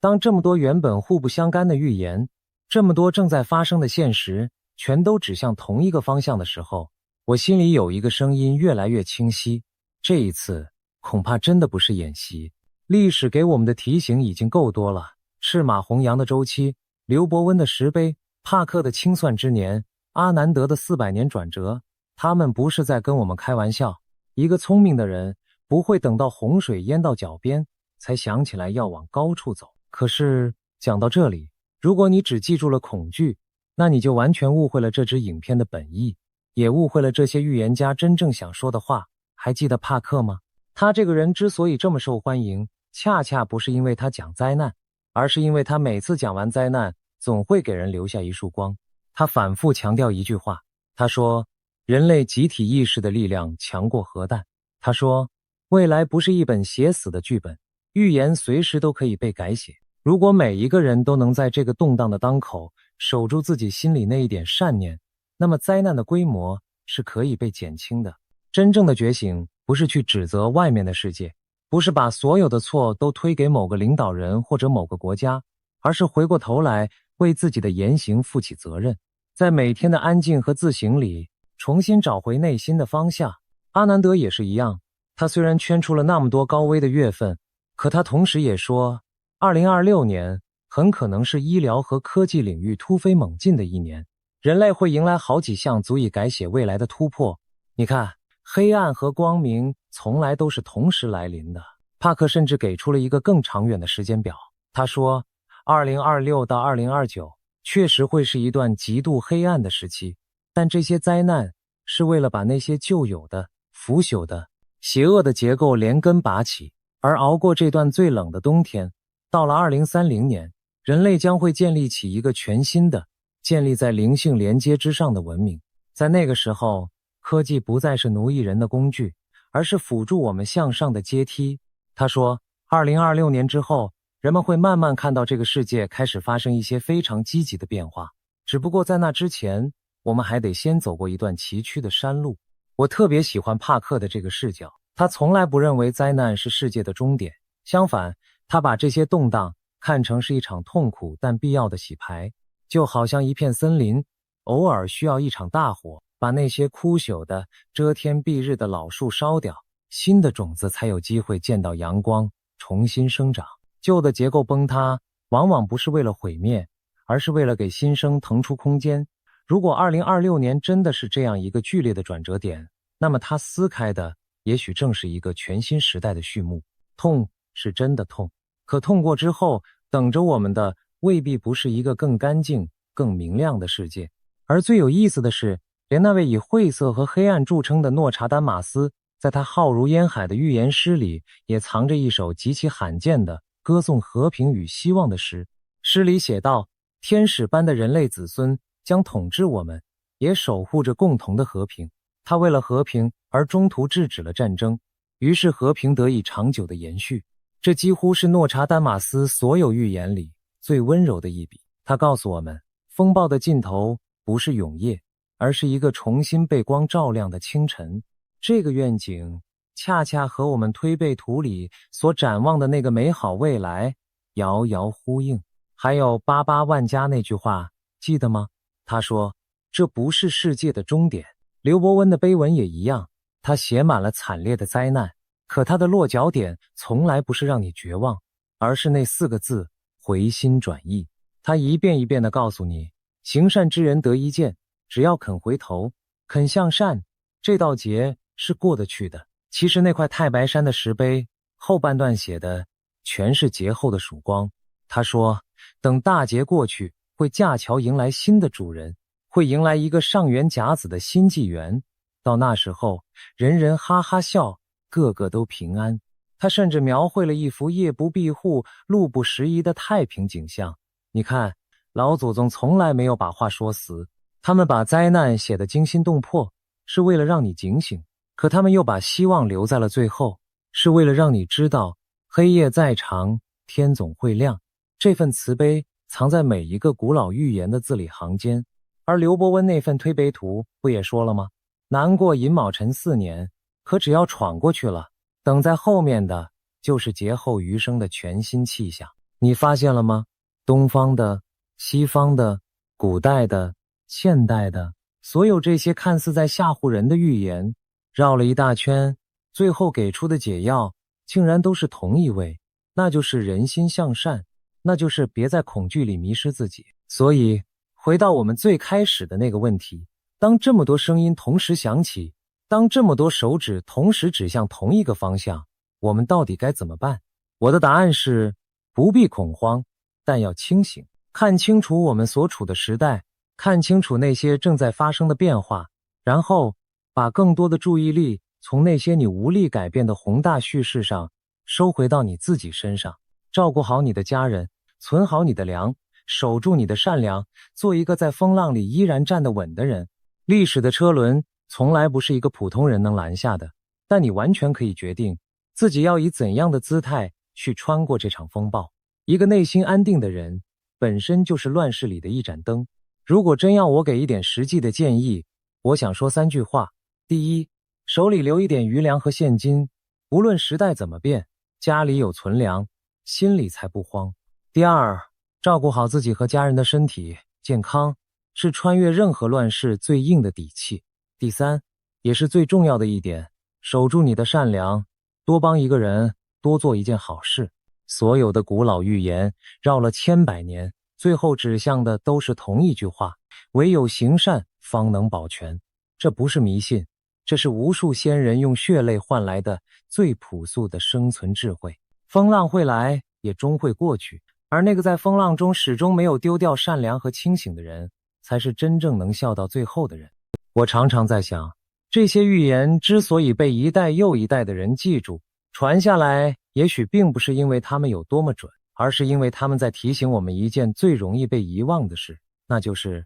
没有什么是永恒不变的。我们总以为今天的繁华会一直延续下去，总以为脚下的地面永远坚实，可历史一次又一次地告诉我们，盛极而衰，否极泰来，这才是这个世界运转的真正规律。当你真正理解了这一点，你就不会在顺境里得意忘形，也不会在逆境里彻底崩溃。你会开始珍惜眼前人，会开始把日子过得更踏实，会把那些真正重要的东西重新放回它该在的位置。从这个角度看，这些听起来吓人的预言反而成了一种温柔的提醒，提醒我们要好好的、清醒的、有爱地活在当下的每一天。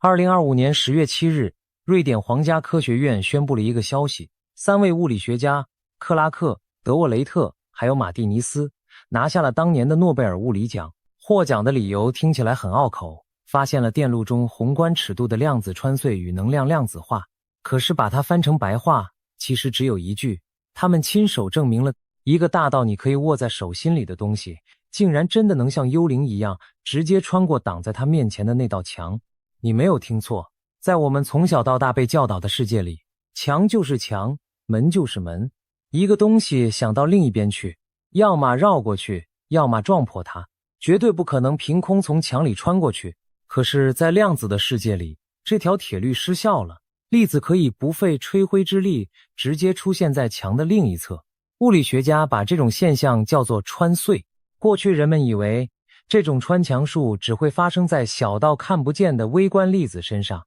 一旦东西大了，由无数粒子组成了，这种诡异就会消失。可是这3位科学家偏偏不信邪，他们用超导电路做了一连串实验，硬是把这道幽灵穿墙的本事放大到了肉眼可见、双手可握的尺度。诺贝尔委员会的主席说，能庆祝这个已经100岁的量子力学到今天还在不断带给人类新的惊喜，真的是太美妙了。几乎就在同一段时间，地球的另外一头，美国北卡罗来纳州的乡下，一个叫 Chris 的中年男人正在向全世界诉说一件更加离奇的事。他说，有一位浑身散发着白光的女士从另外一个世界一次又一次地降临到他的面前。他还说，这位发光的女士留给了他一个预言，当天上那颗代表帝王的星辰在狮身人面像的凝视中缓缓升起的时候，整个人类的认知将会被彻底的改写。而早在600多年前，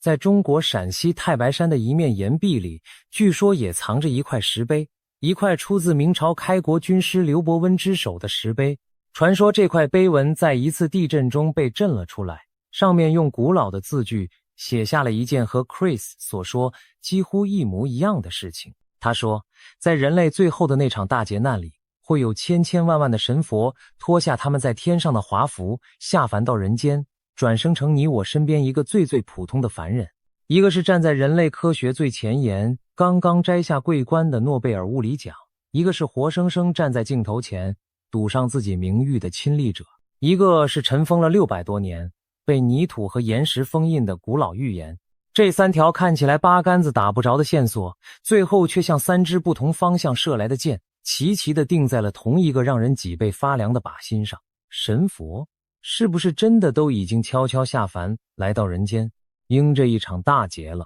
今天我们就坐下来泡壶好茶，把这3件事从头到尾一次说透。我们先从那道墙说起。要理解这次诺贝尔奖为什么让那么多人坐不住，我们得先回到100年前，物理学史上最著名也最让人头皮发麻的一个实验——双缝实验。这个实验我们频道以前零零星星聊过几次，今天我们把它彻底讲明白，因为它就是这一整集的钥匙。想象一下，科学家拿来一块板子，在板子中间开了2道平行的细缝，然后在板子后面立起一面白色的屏幕，接着他们用一台仪器朝着这2道缝一颗一颗地发射光子，也就是组成光的最小颗粒。照常理推断，光子要么穿过左边那道缝，要么穿过右边那道缝，最后在屏幕上应该留下2条亮带才对。就像你拿散弹枪打靶，子弹穿过2个洞，墙上就留下2堆弹孔。可是实验的结果把所有人都吓傻了，屏幕上出现的不是2条亮带，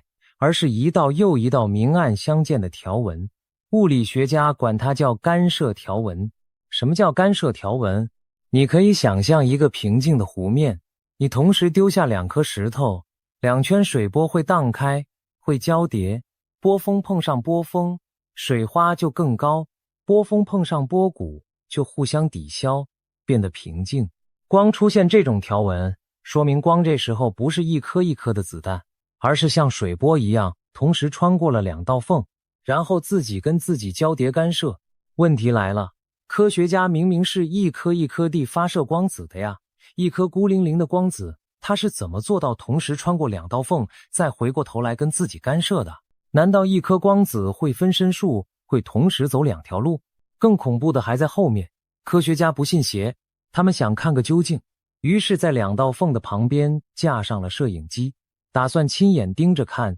这颗光子到底是从哪道缝钻过去的。结果奇迹发生了，屏幕上那些明暗相间的干涉条纹瞬间消失了，乖乖地变回了2条老老实实的亮带。也就是说，只要有人在旁边看，光子就立刻变回了规规矩矩的粒子，一颗一颗地只走一条路。可是只要人一转身，摄影机一关掉，没人看了，它马上又调皮起来，变回了能同时穿过2道缝的波。你品，你细品，这意味着什么？这意味着光子好像知道有没有人在看它，没人看的时候，它以一种模糊的同时存在于所有可能性里的状态飘着。物理学家把这叫做叠加态。可是，一旦被观测，这种模糊的可能性就会在一瞬间崩塌，凝固成一个确定的结果。这个过程有个很美的名字，叫做波函数塌缩。换句话说，是观测这个动作本身，把那个飘忽不定的可能性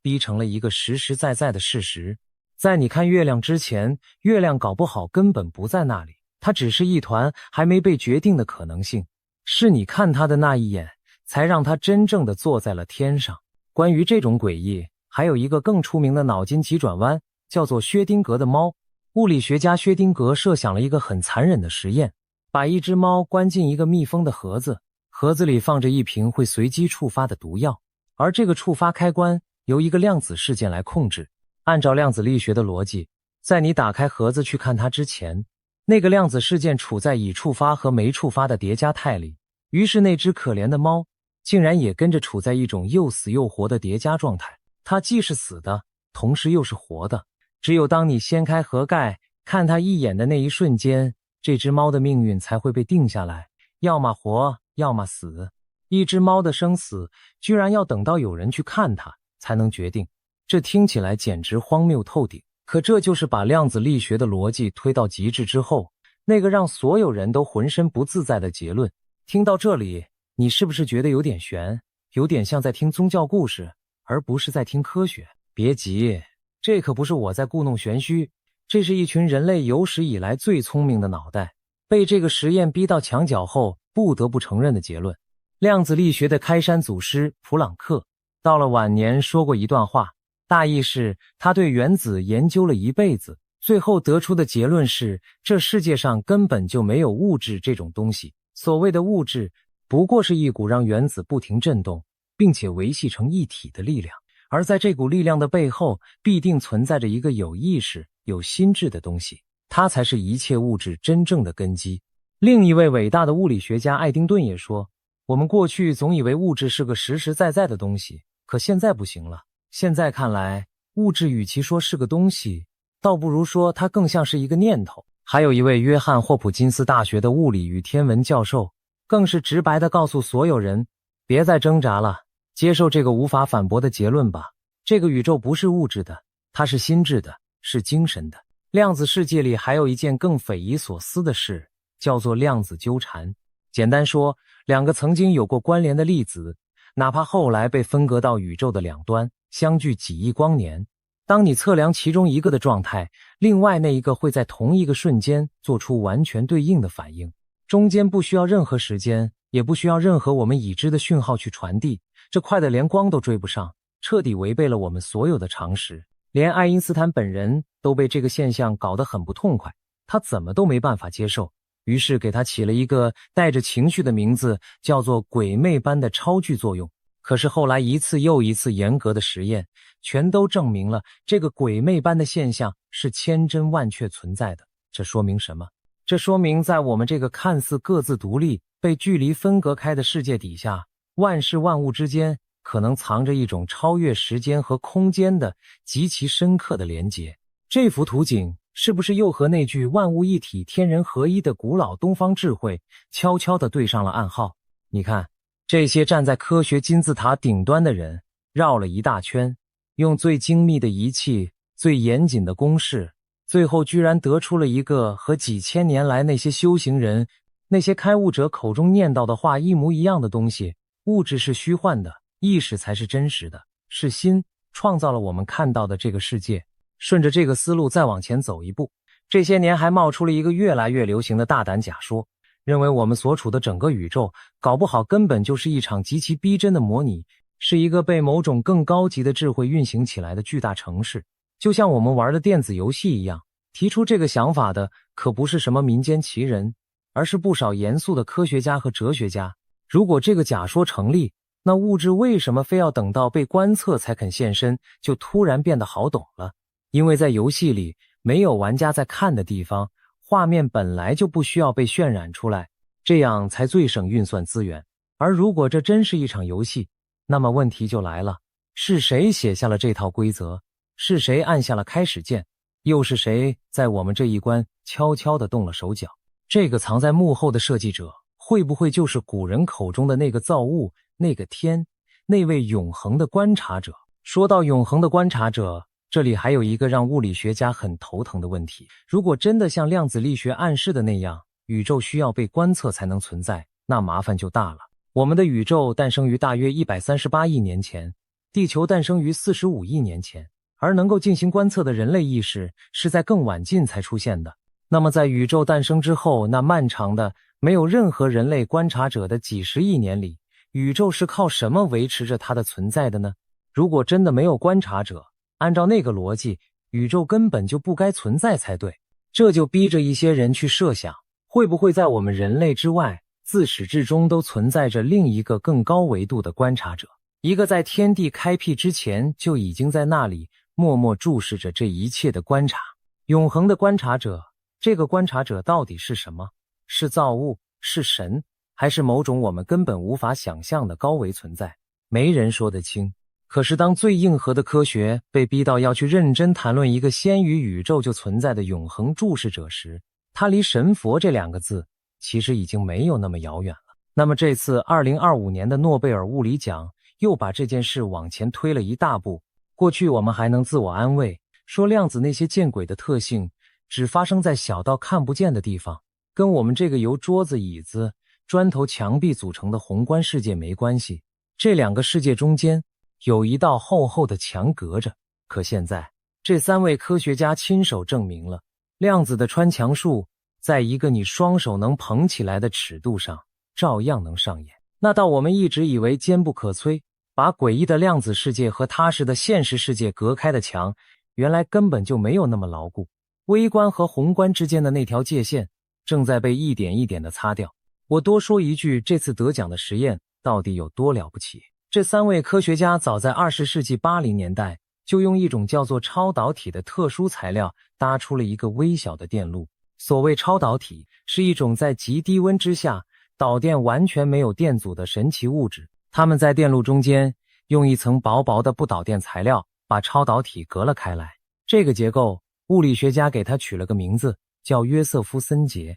透过巧妙的设计和反复的测量，他们发现这整个由数不清的电子组成的电路系统，竟然会像单独一个粒子那样，整体的表现出量子穿隧器，而且它吸收和释放能量的方式是一份一份跳跃式的，不是平滑连续的。这就叫做能量量子化。一个大到能握在手心的东西，整体的展现出了量子行为，这在当年是想都不敢想的事情。如今这项成果正是我们今天全世界盼了命要研发的量子电脑最底层的那块基石。说到这里，你大概已经闻到一点味道了。如果连物质都不是坚硬的实体，如果我们眼前这个结实的世界骨子里只是一团听从意识指挥的可能性，如果那道分隔不同状态、不同维度的墙根本就能被穿过，那么我们凭什么那么有把握地说，那个所谓的人世间和那个传说中神佛所在的另一个世界之间，就一定隔着一道谁也过不来的铜墙铁壁呢？会不会那道墙本来就是可以穿过去的？会不会已经有人从墙的另一边走过来了？带着这个问题，我们来看第二条线索，那个叫 Chris 的男人和他亲身经历的一切。Chris 是个再普通不过的美国乡下人，住在北卡罗来纳州，靠着经营一家小小的建筑公司过日子，是个虔诚上教堂的人，有老婆有孩子，本该平平淡淡过完这一生。可是2007年1月的一个晚上，他的人生被彻底掀翻了。那天他带着儿子和几个朋友到一条叫开普菲尔河的河边去夜钓。就在那个寒冷的夜里，他们看见天上出现了一团团燃烧着的发着火光的不明物体悬在半空。等他们回过神来，才惊恐地发现，明明只过了几分钟，手表上却硬生生地少掉了好几个钟头。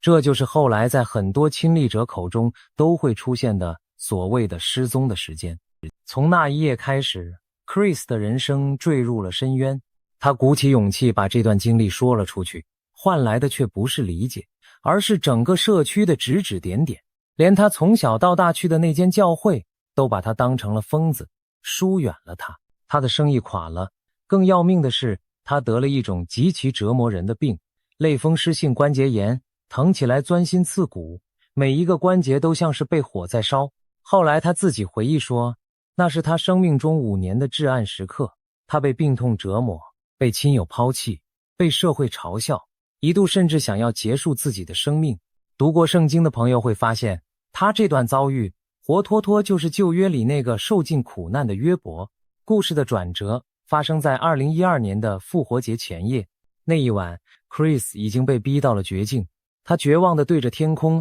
对着那些他认为毁了他人生的东西吼叫，说你们已经把我害得够惨了，我受够了，我不干了。他打算彻底放弃，再也不去追究那团火光到底是什么。可就在那个夜里，奇迹降临了。他被一阵明亮的蓝白色的光唤醒，他感觉自己整个人被那道光从屋顶提了起来，被带到了另一个地方，一个深深刻在大地里的峡谷。在那里，他看见了3个身影，引着他走向一团极其耀眼的光。然后他见到了她。他后来这样描述那位女士，她的白袍白得让他几乎睁不开眼，她赤着脚轻轻地悬浮在离地面几尺高的地方。他没有开口说话，可是他的意念却清清楚楚地传进了 Chris 的脑海里。从那一晚起， Chris 把这位女士称为那位女士。他说他相信，她也许是圣灵，也许是神以女性的形象显现，也许是来自天国的一位使者。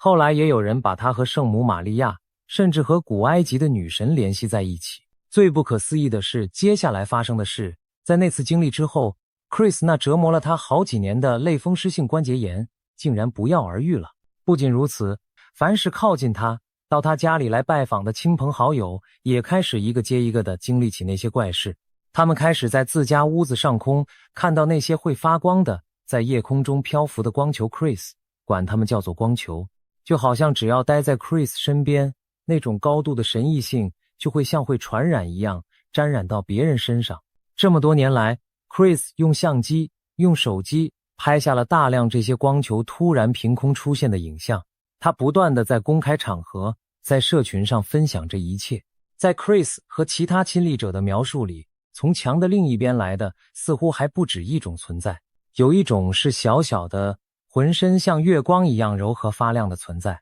他们总是和那些治愈和那些温暖的讯息一起出现，给人一种慈悲安详的感觉。可是也有另外一种是阴影般的身影，他们往往伴随着恐惧，伴随着家庭的不安和精神上的压迫一起出现。一边是带来光明和疗愈的引路者，一边是制造恐惧的阴影。这种一明一暗的划分，其实在全世界各种类似的记载里都反复的出现过。这不禁让人想到，在我们自己的传统里，不也一直说神佛与魔，正与邪是同时存在于这个世间的吗？这个从另一边悄悄渗透进来的世界，看来也并不是铁板一块，而是同样有着它的光明和它的黑暗。如果这只是一个乡下人的胡言乱语，那它早就被人遗忘了。可诡异的是，这件事居然惊动了美国最高层的权力机构。一位在中情局干了25年的资深情报官员亲自为 Chris 的书写了序。他告诉 Chris， 也告诉在场的很多人，说美国航太总署、中情局、联邦调查局、国家侦察局，甚至梵蒂冈，还有国防部的每一个部门，全都把手伸进了这件事里。连白宫和其他国家的领导人都被简报过在 Chris 家附近发生的这些事件。也正因为这样， Chris 曾经被请进五角大厦的内部，去向那些军方的高层当面解释他所看到的那些景象。一个乡下的建筑包商怎么会有这种待遇？除非他所经历的真的触碰到了某种连最高权力都无法忽视、无法解释的东西。这些年 Chris 还在沙漠里办起了聚会。在美国一场号称全球规模最大的不明飞行物和超自然现象大会上，曾经有2000多人在同一个夜里亲眼观看了那些在夜空中发光漂浮的光球。现场还有人声称看到一个小女孩能读出别人心里在想什么，听到不明智慧体传来的讯息。上千个人挤在一片草地上，仰着头屏住呼吸，等待着那些光点在云层后面亮起。这么多人会在同一个晚上集体看花了眼吗？另外还有一个细节很值得玩味。当初那位中情局的官员告诉 Chris， 他们研究过很多像 Chris 这样的接触者，发现这些人的人生几乎都会在第一次接触的12年之后迎来一个戏剧性的大转折。而 Chris 是在2007年第一次接触的，往后推12年，正好就是2019年。果然，从那一年开始，他原本垮掉的建筑生意被儿子重新撑了起来，他的整个家庭也渐渐走出了那5年的黑暗。更巧的是，早在2013年 Chris 就根据那位女士给他的讯息，预言过在2026年，伊朗会爆发一场战争。这些散落在10几年光阴里的细节，到底是一堆巧合的堆叠，还是一张早就被人画好的网？而这一切的高潮，就是 Chris 从那位女士那里得到的预言。他告诉 Chris， 当那颗红色的星辰在狮身人面像的凝视之中，于黎明之前升起在地平线上的那一刻，人类的知识将会发生一场巨大的转变。一开始 Chris 完全听不懂这是什么意思，什么红色的星，什么狮身人面像的凝视，这都哪跟哪。直到他把这段话告诉了一些懂天文和占星的人，谜底才被一点一点揭开。原来那位女士口中所说的那颗星，就是狮子座里最明亮的那颗主星，它的西方名字叫雷古勒斯，而在我们中国，它有一个更威风、更古老的名字——轩辕14。我们先把这颗星彻底说明白，因为它太关键了。轩辕14是狮子座的心脏，在整个夜空所有恒星里，亮度排在第21位，距离我们地球大约77光年。它最特别的地方在于，它几乎就坐落在黄道之上，也就是太阳和月亮在天上行走的那条路径上，所以它常常会被月亮，甚至偶尔被金星、水星给遮住。可是它真正让人着迷的是它的名字背后的含义。它的西方名字雷古勒斯，在拉丁文里的意思就是小国王、王子，而它在阿拉伯的古名，意思是狮子的心脏。不管是在东方还是西方，从古到今，人们都不约而同地把这颗星称为王者之星、帝王之星。更妙的是它的中文名字轩辕。轩辕是谁？轩辕就是皇帝的名字，是我们整个中华民族公认的人文始祖。古人对皇帝无比崇敬，于是就把天上这一组形状像一条黄龙蜿蜒在天际的星宿命名为轩辕，而轩辕14就是这条黄龙身上最亮的那颗星。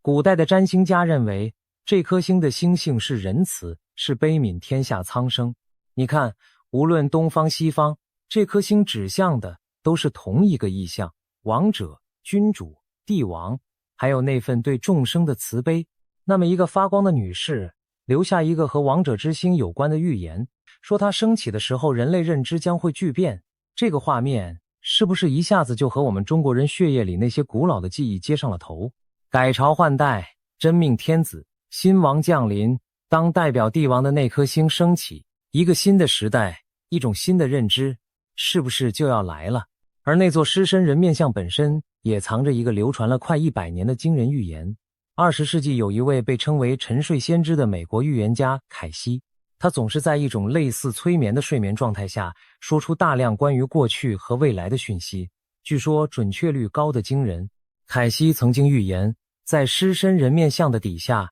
埋藏着一座记录之厅，里面封存着一个失落的远古文明，以及所有关于人类真正起源的秘密。而他说，这座记录之厅重见天日的时刻，将会和人类意识的一次重大觉醒同时到来。你看，又是狮身人面像，又是隐藏的知识，又是意识的觉醒。Chris 从那位女士那里听来的预言，和凯西在沉睡中说出的预言，明明隔着大半个世纪，明明一个在东岸的小镇，一个是世人皆知的大预言家，可他们竟然指向了同一个地点，同一件事，知识的揭晓，认知的巨变，这难道也只是巧合？ Chris 一开始给出的日期是2026年的复活节，也就是4月5日。他说那些懂天文的人把那位女士描述的天象输进了精密的仪器去推算，算出这个分毫不差的星辰排列恰好会发生在2026年的复活节。当主持人追问他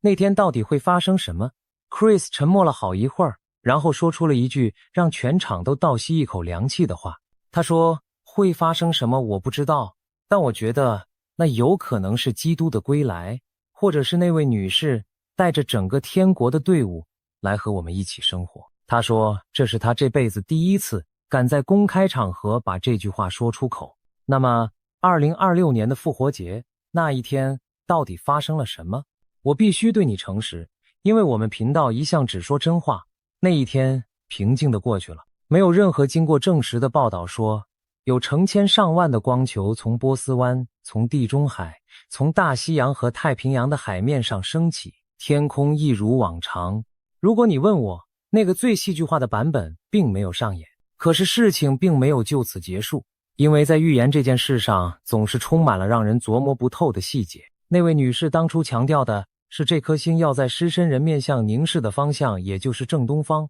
于黎明前升起。而有一些研究者重新去核对天象后发现，符合这个精确描述的真正时刻并不是2026年的4月，而是2026年的10月7日。没错，又是10月7日。如果你还记得我们这一集开头说的那场让全世界瞩目的诺贝尔物理奖揭晓的日子，正是2025年的10月7日。而每一年的诺贝尔奖差不多都在10月的这几天公布。一个是预言中人类认知将要巨变的时刻，一个是人类用科学重新认识世界的最高荣誉揭晓的时刻，竟然奇异地落在了同一个窗口。这到底是巧合，还是某种我们还读不懂的呼应？这个答案恐怕要等到那一天真正到来，我们才能知晓。那么，所谓人类认知的巨变，到底可能是什么呢？有人猜，那也许是各国政府再也藏不住，被迫公开承认不明飞行物，承认非人智慧确实存在的那一天。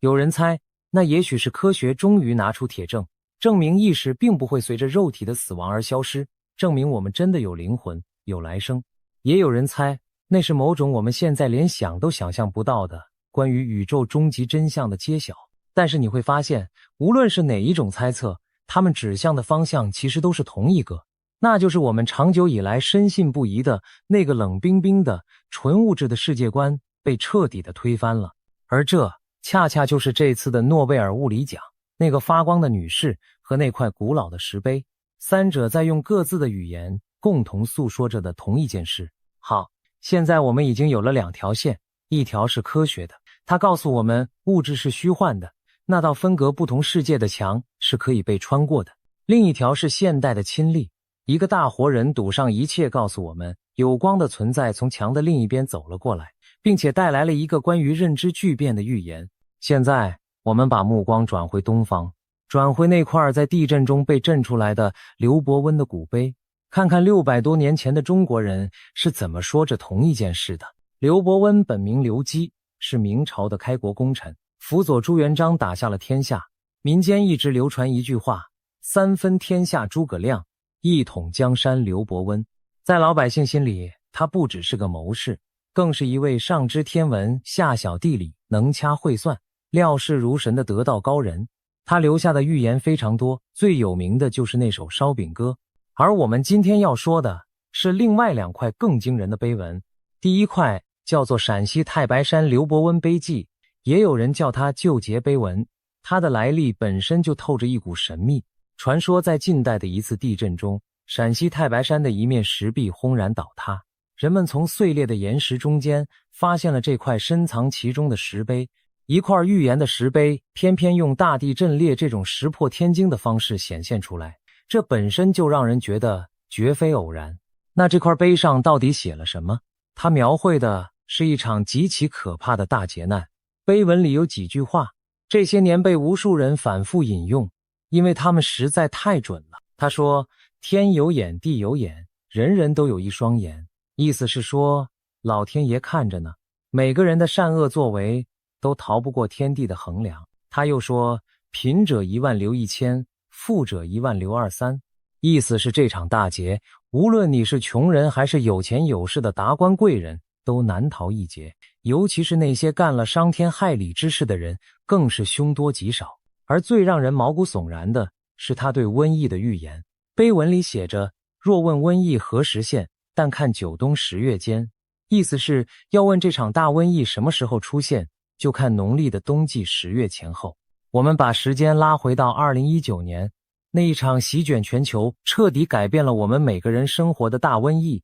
第一例确诊的患者发病，加上潜伏期往前一推，刚好就落在那年的农历10月。一块600多年前的石碑，竟然把一场现代瘟疫爆发的季节说得分毫不差，也难怪这些年一提起刘伯温的碑记，无数人都觉得后背发凉。碑文里还列出了让人心惊肉跳的10愁：一愁天下乱纷纷，二愁东西饿死人，一条接着一条，全是天下大乱、饿殍遍野、瘟疫横行的景象。他还反复地提到一个时间点，难过猪鼠年，要人们提防的就是那个猪年和鼠年交替的关口。而碑文也说得明明白白，就算你是铜打的铁罗汉，也难过这一关。任你是金刚不坏之身，除非心存善念，才能保全自己。你听，他翻来覆去强调的，从头到尾就只有一个字：善。在这场大劫面前，金钱、地位、本事全都靠不住，唯一能当你护身符的，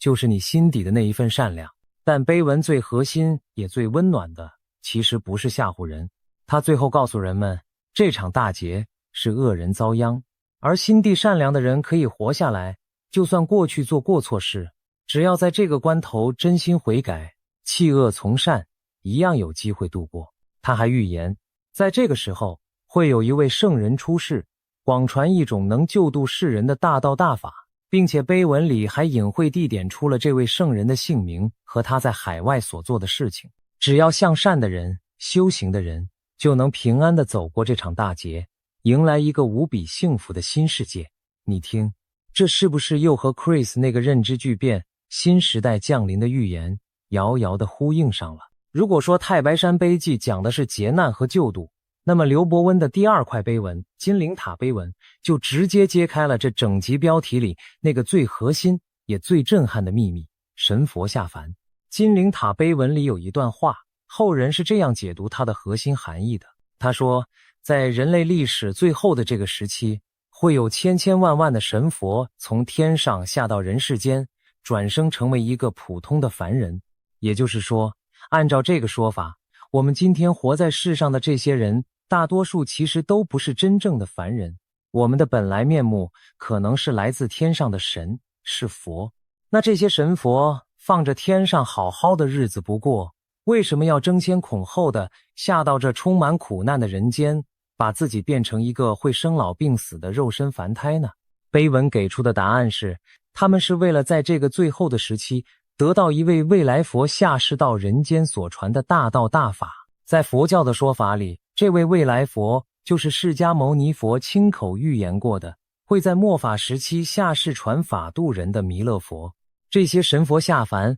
是为了能在这场宇宙级的大劫中得到这个法，经历这场劫难的考验，然后才能重新返回他们在天上的位置。如果得不到，如果没能通过考验，那么即便你曾经是天上的神佛，也一样要在这场大劫里灰飞烟灭，再也回不去了。你听明白了吗？这就是这集标题那句话的真正出处，神佛都在下凡应劫。原来在刘伯温的预言里，这个劫不只是我们凡人要过的劫，更是那千千万万下凡转生的神佛自己要过的劫。整个人间在这个特殊的历史时刻变成了一个巨大的考场，一座宏伟的熔炉，每一个灵魂无论它来自多高的天界，都要在这里接受一场最终的称量和筛选。金陵塔碑文的结尾还藏着几句像谜语一样的话，他说，7人一路走，引诱进了口，又说3点加1勾，8王20口。几百年来，无数人对着这几句谜语反复的猜，反复的拆字，试图从中解读出那位救世圣人的姓名，或者那个将要降临的新时代的线索。刘伯温到底想告诉我们什么？至今众说纷纭。可正是这种犹抱琵琶半遮面，这种把天机藏进字谜里的方式，让这块碑文几百年来一直散发着一种让人欲罢不能的神秘魅力。而且刘伯温的预言并不孤单，从唐朝那部惊人的推背图，到历朝历代流传下来的各种谶语，在中华民族这条漫长的历史长河里，这一类指向同一个末世关口的预言，一个接着一个，从来就没有断绝过。他们就像一支接力棒，跨越千年，一代一代的向我们这些后人传递着同一个讯息。现在，请你把这3条线索重新在脑海里摆到一起，看看他们拼出了一幅怎样的图景。科学告诉我们，物质是虚幻的，意识才是根本，世界是被观测、被意识照亮才存在的，而且那道分隔不同世界的墙根本挡不住穿越。一个现代的亲历者告诉我们，有发光的神性存在，真的从墙的另一边走了过来，并且预言一个认知巨变的时代即将到来。而600多年前的古老预言告诉我们，在最后的大劫里，千千万万的神佛会脱下天衣，下凡转生为人，整个世界变成一个筛选灵魂的考场。你发现了吗？这3件事分别来自最硬核的科学、最当下的见证和最古老的智慧。3个八竿子打不着的角落，可是他们描述的会不会其实是同一件事？只是因为说话的人不同，用的语言不同，所以听起来千差万别。物理学家说那是波函数塌缩，是意识决定实在。Chris 说那是那位女士带着天国的队伍降临。刘伯温说那是神佛下凡应劫。会不会这层被现代唯物主义加在我们眼睛上的纱，正在从3个不同的方向被同时揭开？会不会我们这一代人正好就活在所有这些预言反复指向的那个门槛上，那个新旧交替的关口？你只要稍微抬起头，看看我们眼前身处的这个时代，就会明白为什么会有这么多人愿意把这些古老的预言当真。这些年，一场接着一场的瘟疫，一场又一场的战火，反常的气候，动荡的经济，还有那个发展的越来越快，快到让很多人心里发慌的人工智慧。我们这一代人好像正站在一个前所未有的，一切都在被翻天覆地重新塑造的十字路口上。刘伯温的碑文里说，天也翻，地也翻，这短短的6个字用来形容我们今天亲眼看到的这个世界，竟然意外的贴切。当外在的世界乱成了这个样子，人心里那种对意义、对答案、对某种更高指引的渴望，自然也就被一点一点的点燃了。也许这恰恰就是所有这些古老的预言会不约而同地把目光全都投向我们这个年代的原因，因为这本来就是一个注定不会平凡的关口，而我们每一个人无论愿不愿意，都已经身在其中，成了这个大时代里的一个见证者。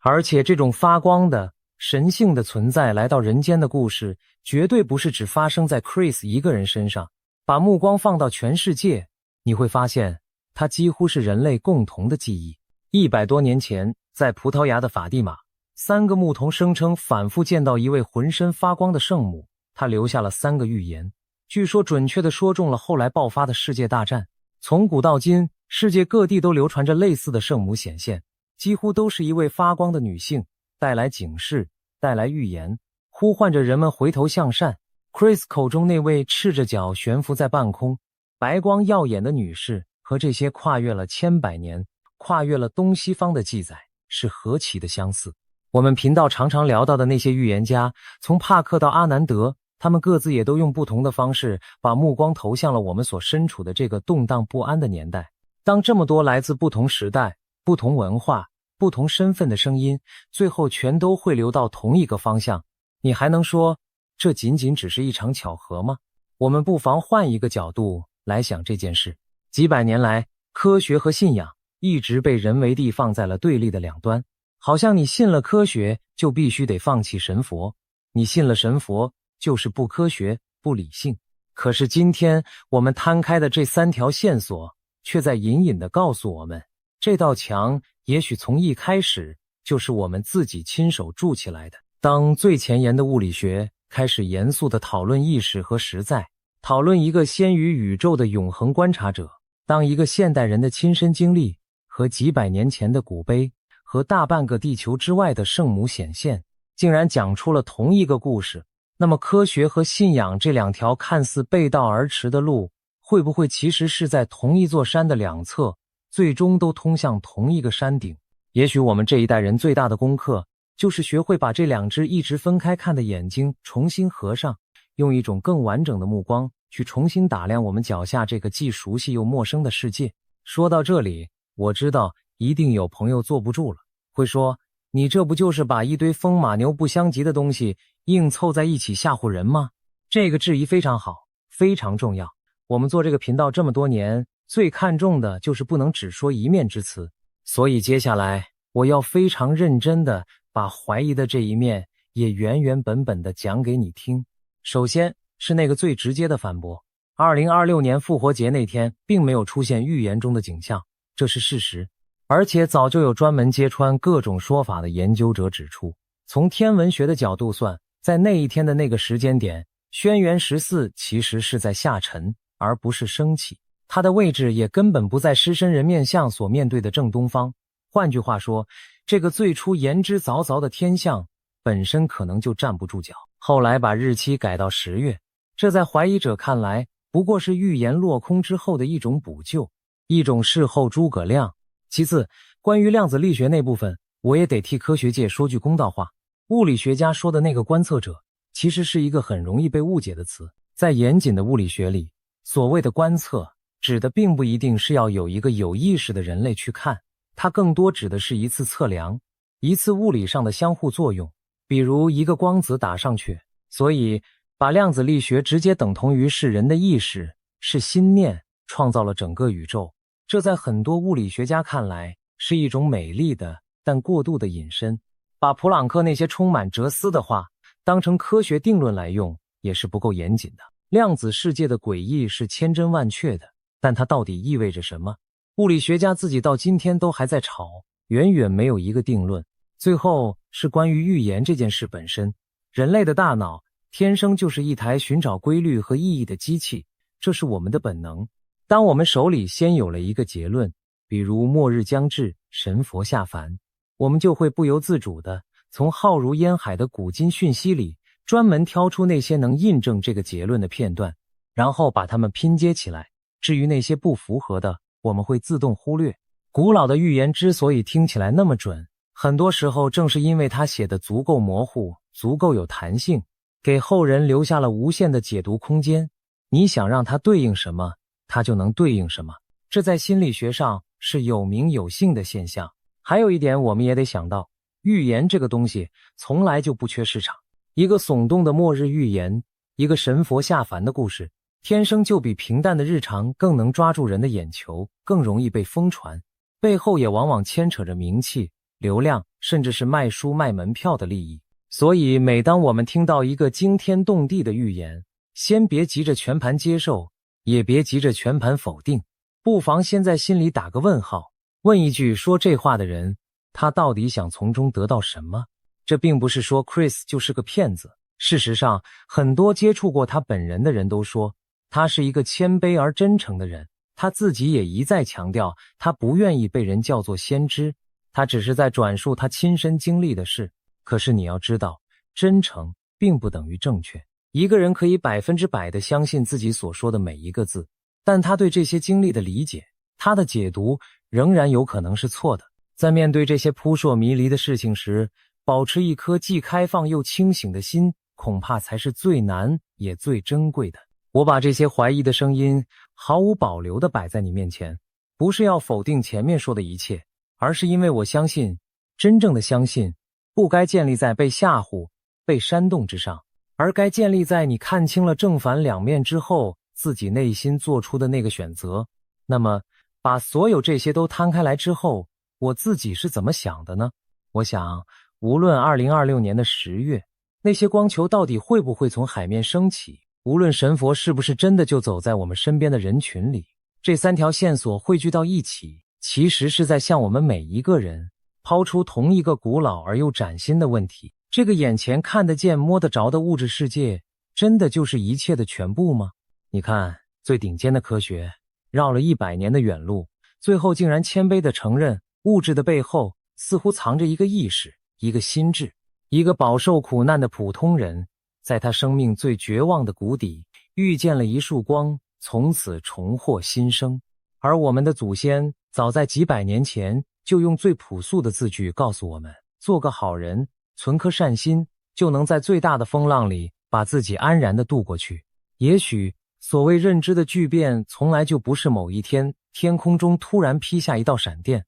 所有人一觉醒来世界就变了模样。也许它是一场缓慢的温柔的天亮，是越来越多的人在科学的尽头，在亲历的震撼里，在古老的智慧中，慢慢的重新想起了一件我们很久很久以前就知道，后来却忘记了的是，意识才是这个宇宙真正的底色，而善良才是我们唯一带得走的行囊。想到这里，我心里那种对末日大劫的恐惧反而淡了许多。因为如果所有的预言，所有的科学绕了一大圈，最后竟然都把答案指向了善良这两个字，那这场劫就不再是一个冷酷的随机降临的灾难，而更像是一场温柔的提醒，提醒我们在被各种欲望和恐惧推着走的这一生里，别忘了自己最初究竟是谁，别在半路上弄丢了那颗最干净的心。如果刘伯温的碑文说的是真的，如果我们每一个人骨子里都是一尊下凡来应劫的神佛，那么这场劫考验的到底是什么？它考验的恐怕不是你有多少钱，有多大的本事，而是在这个天翻地覆的时代里，你还能不能守住心底那一点点的善良，那一份对众生的悲悯。就像轩辕14这颗王者之星，它的星性自古以来说的也正是这两个字，仁慈。2026年的10月，会不会有什么事情发生，我不知道，但我想我们不妨就静静地看着那颗王者之星在东方的地平线上一天一天地向着狮身人面向凝视的方向缓缓升起，然后问问自己，如果我真的是一尊下凡的神佛，此刻的我过得及格吗？也许这个问题的答案远比天上会不会掉下光球要重要得多。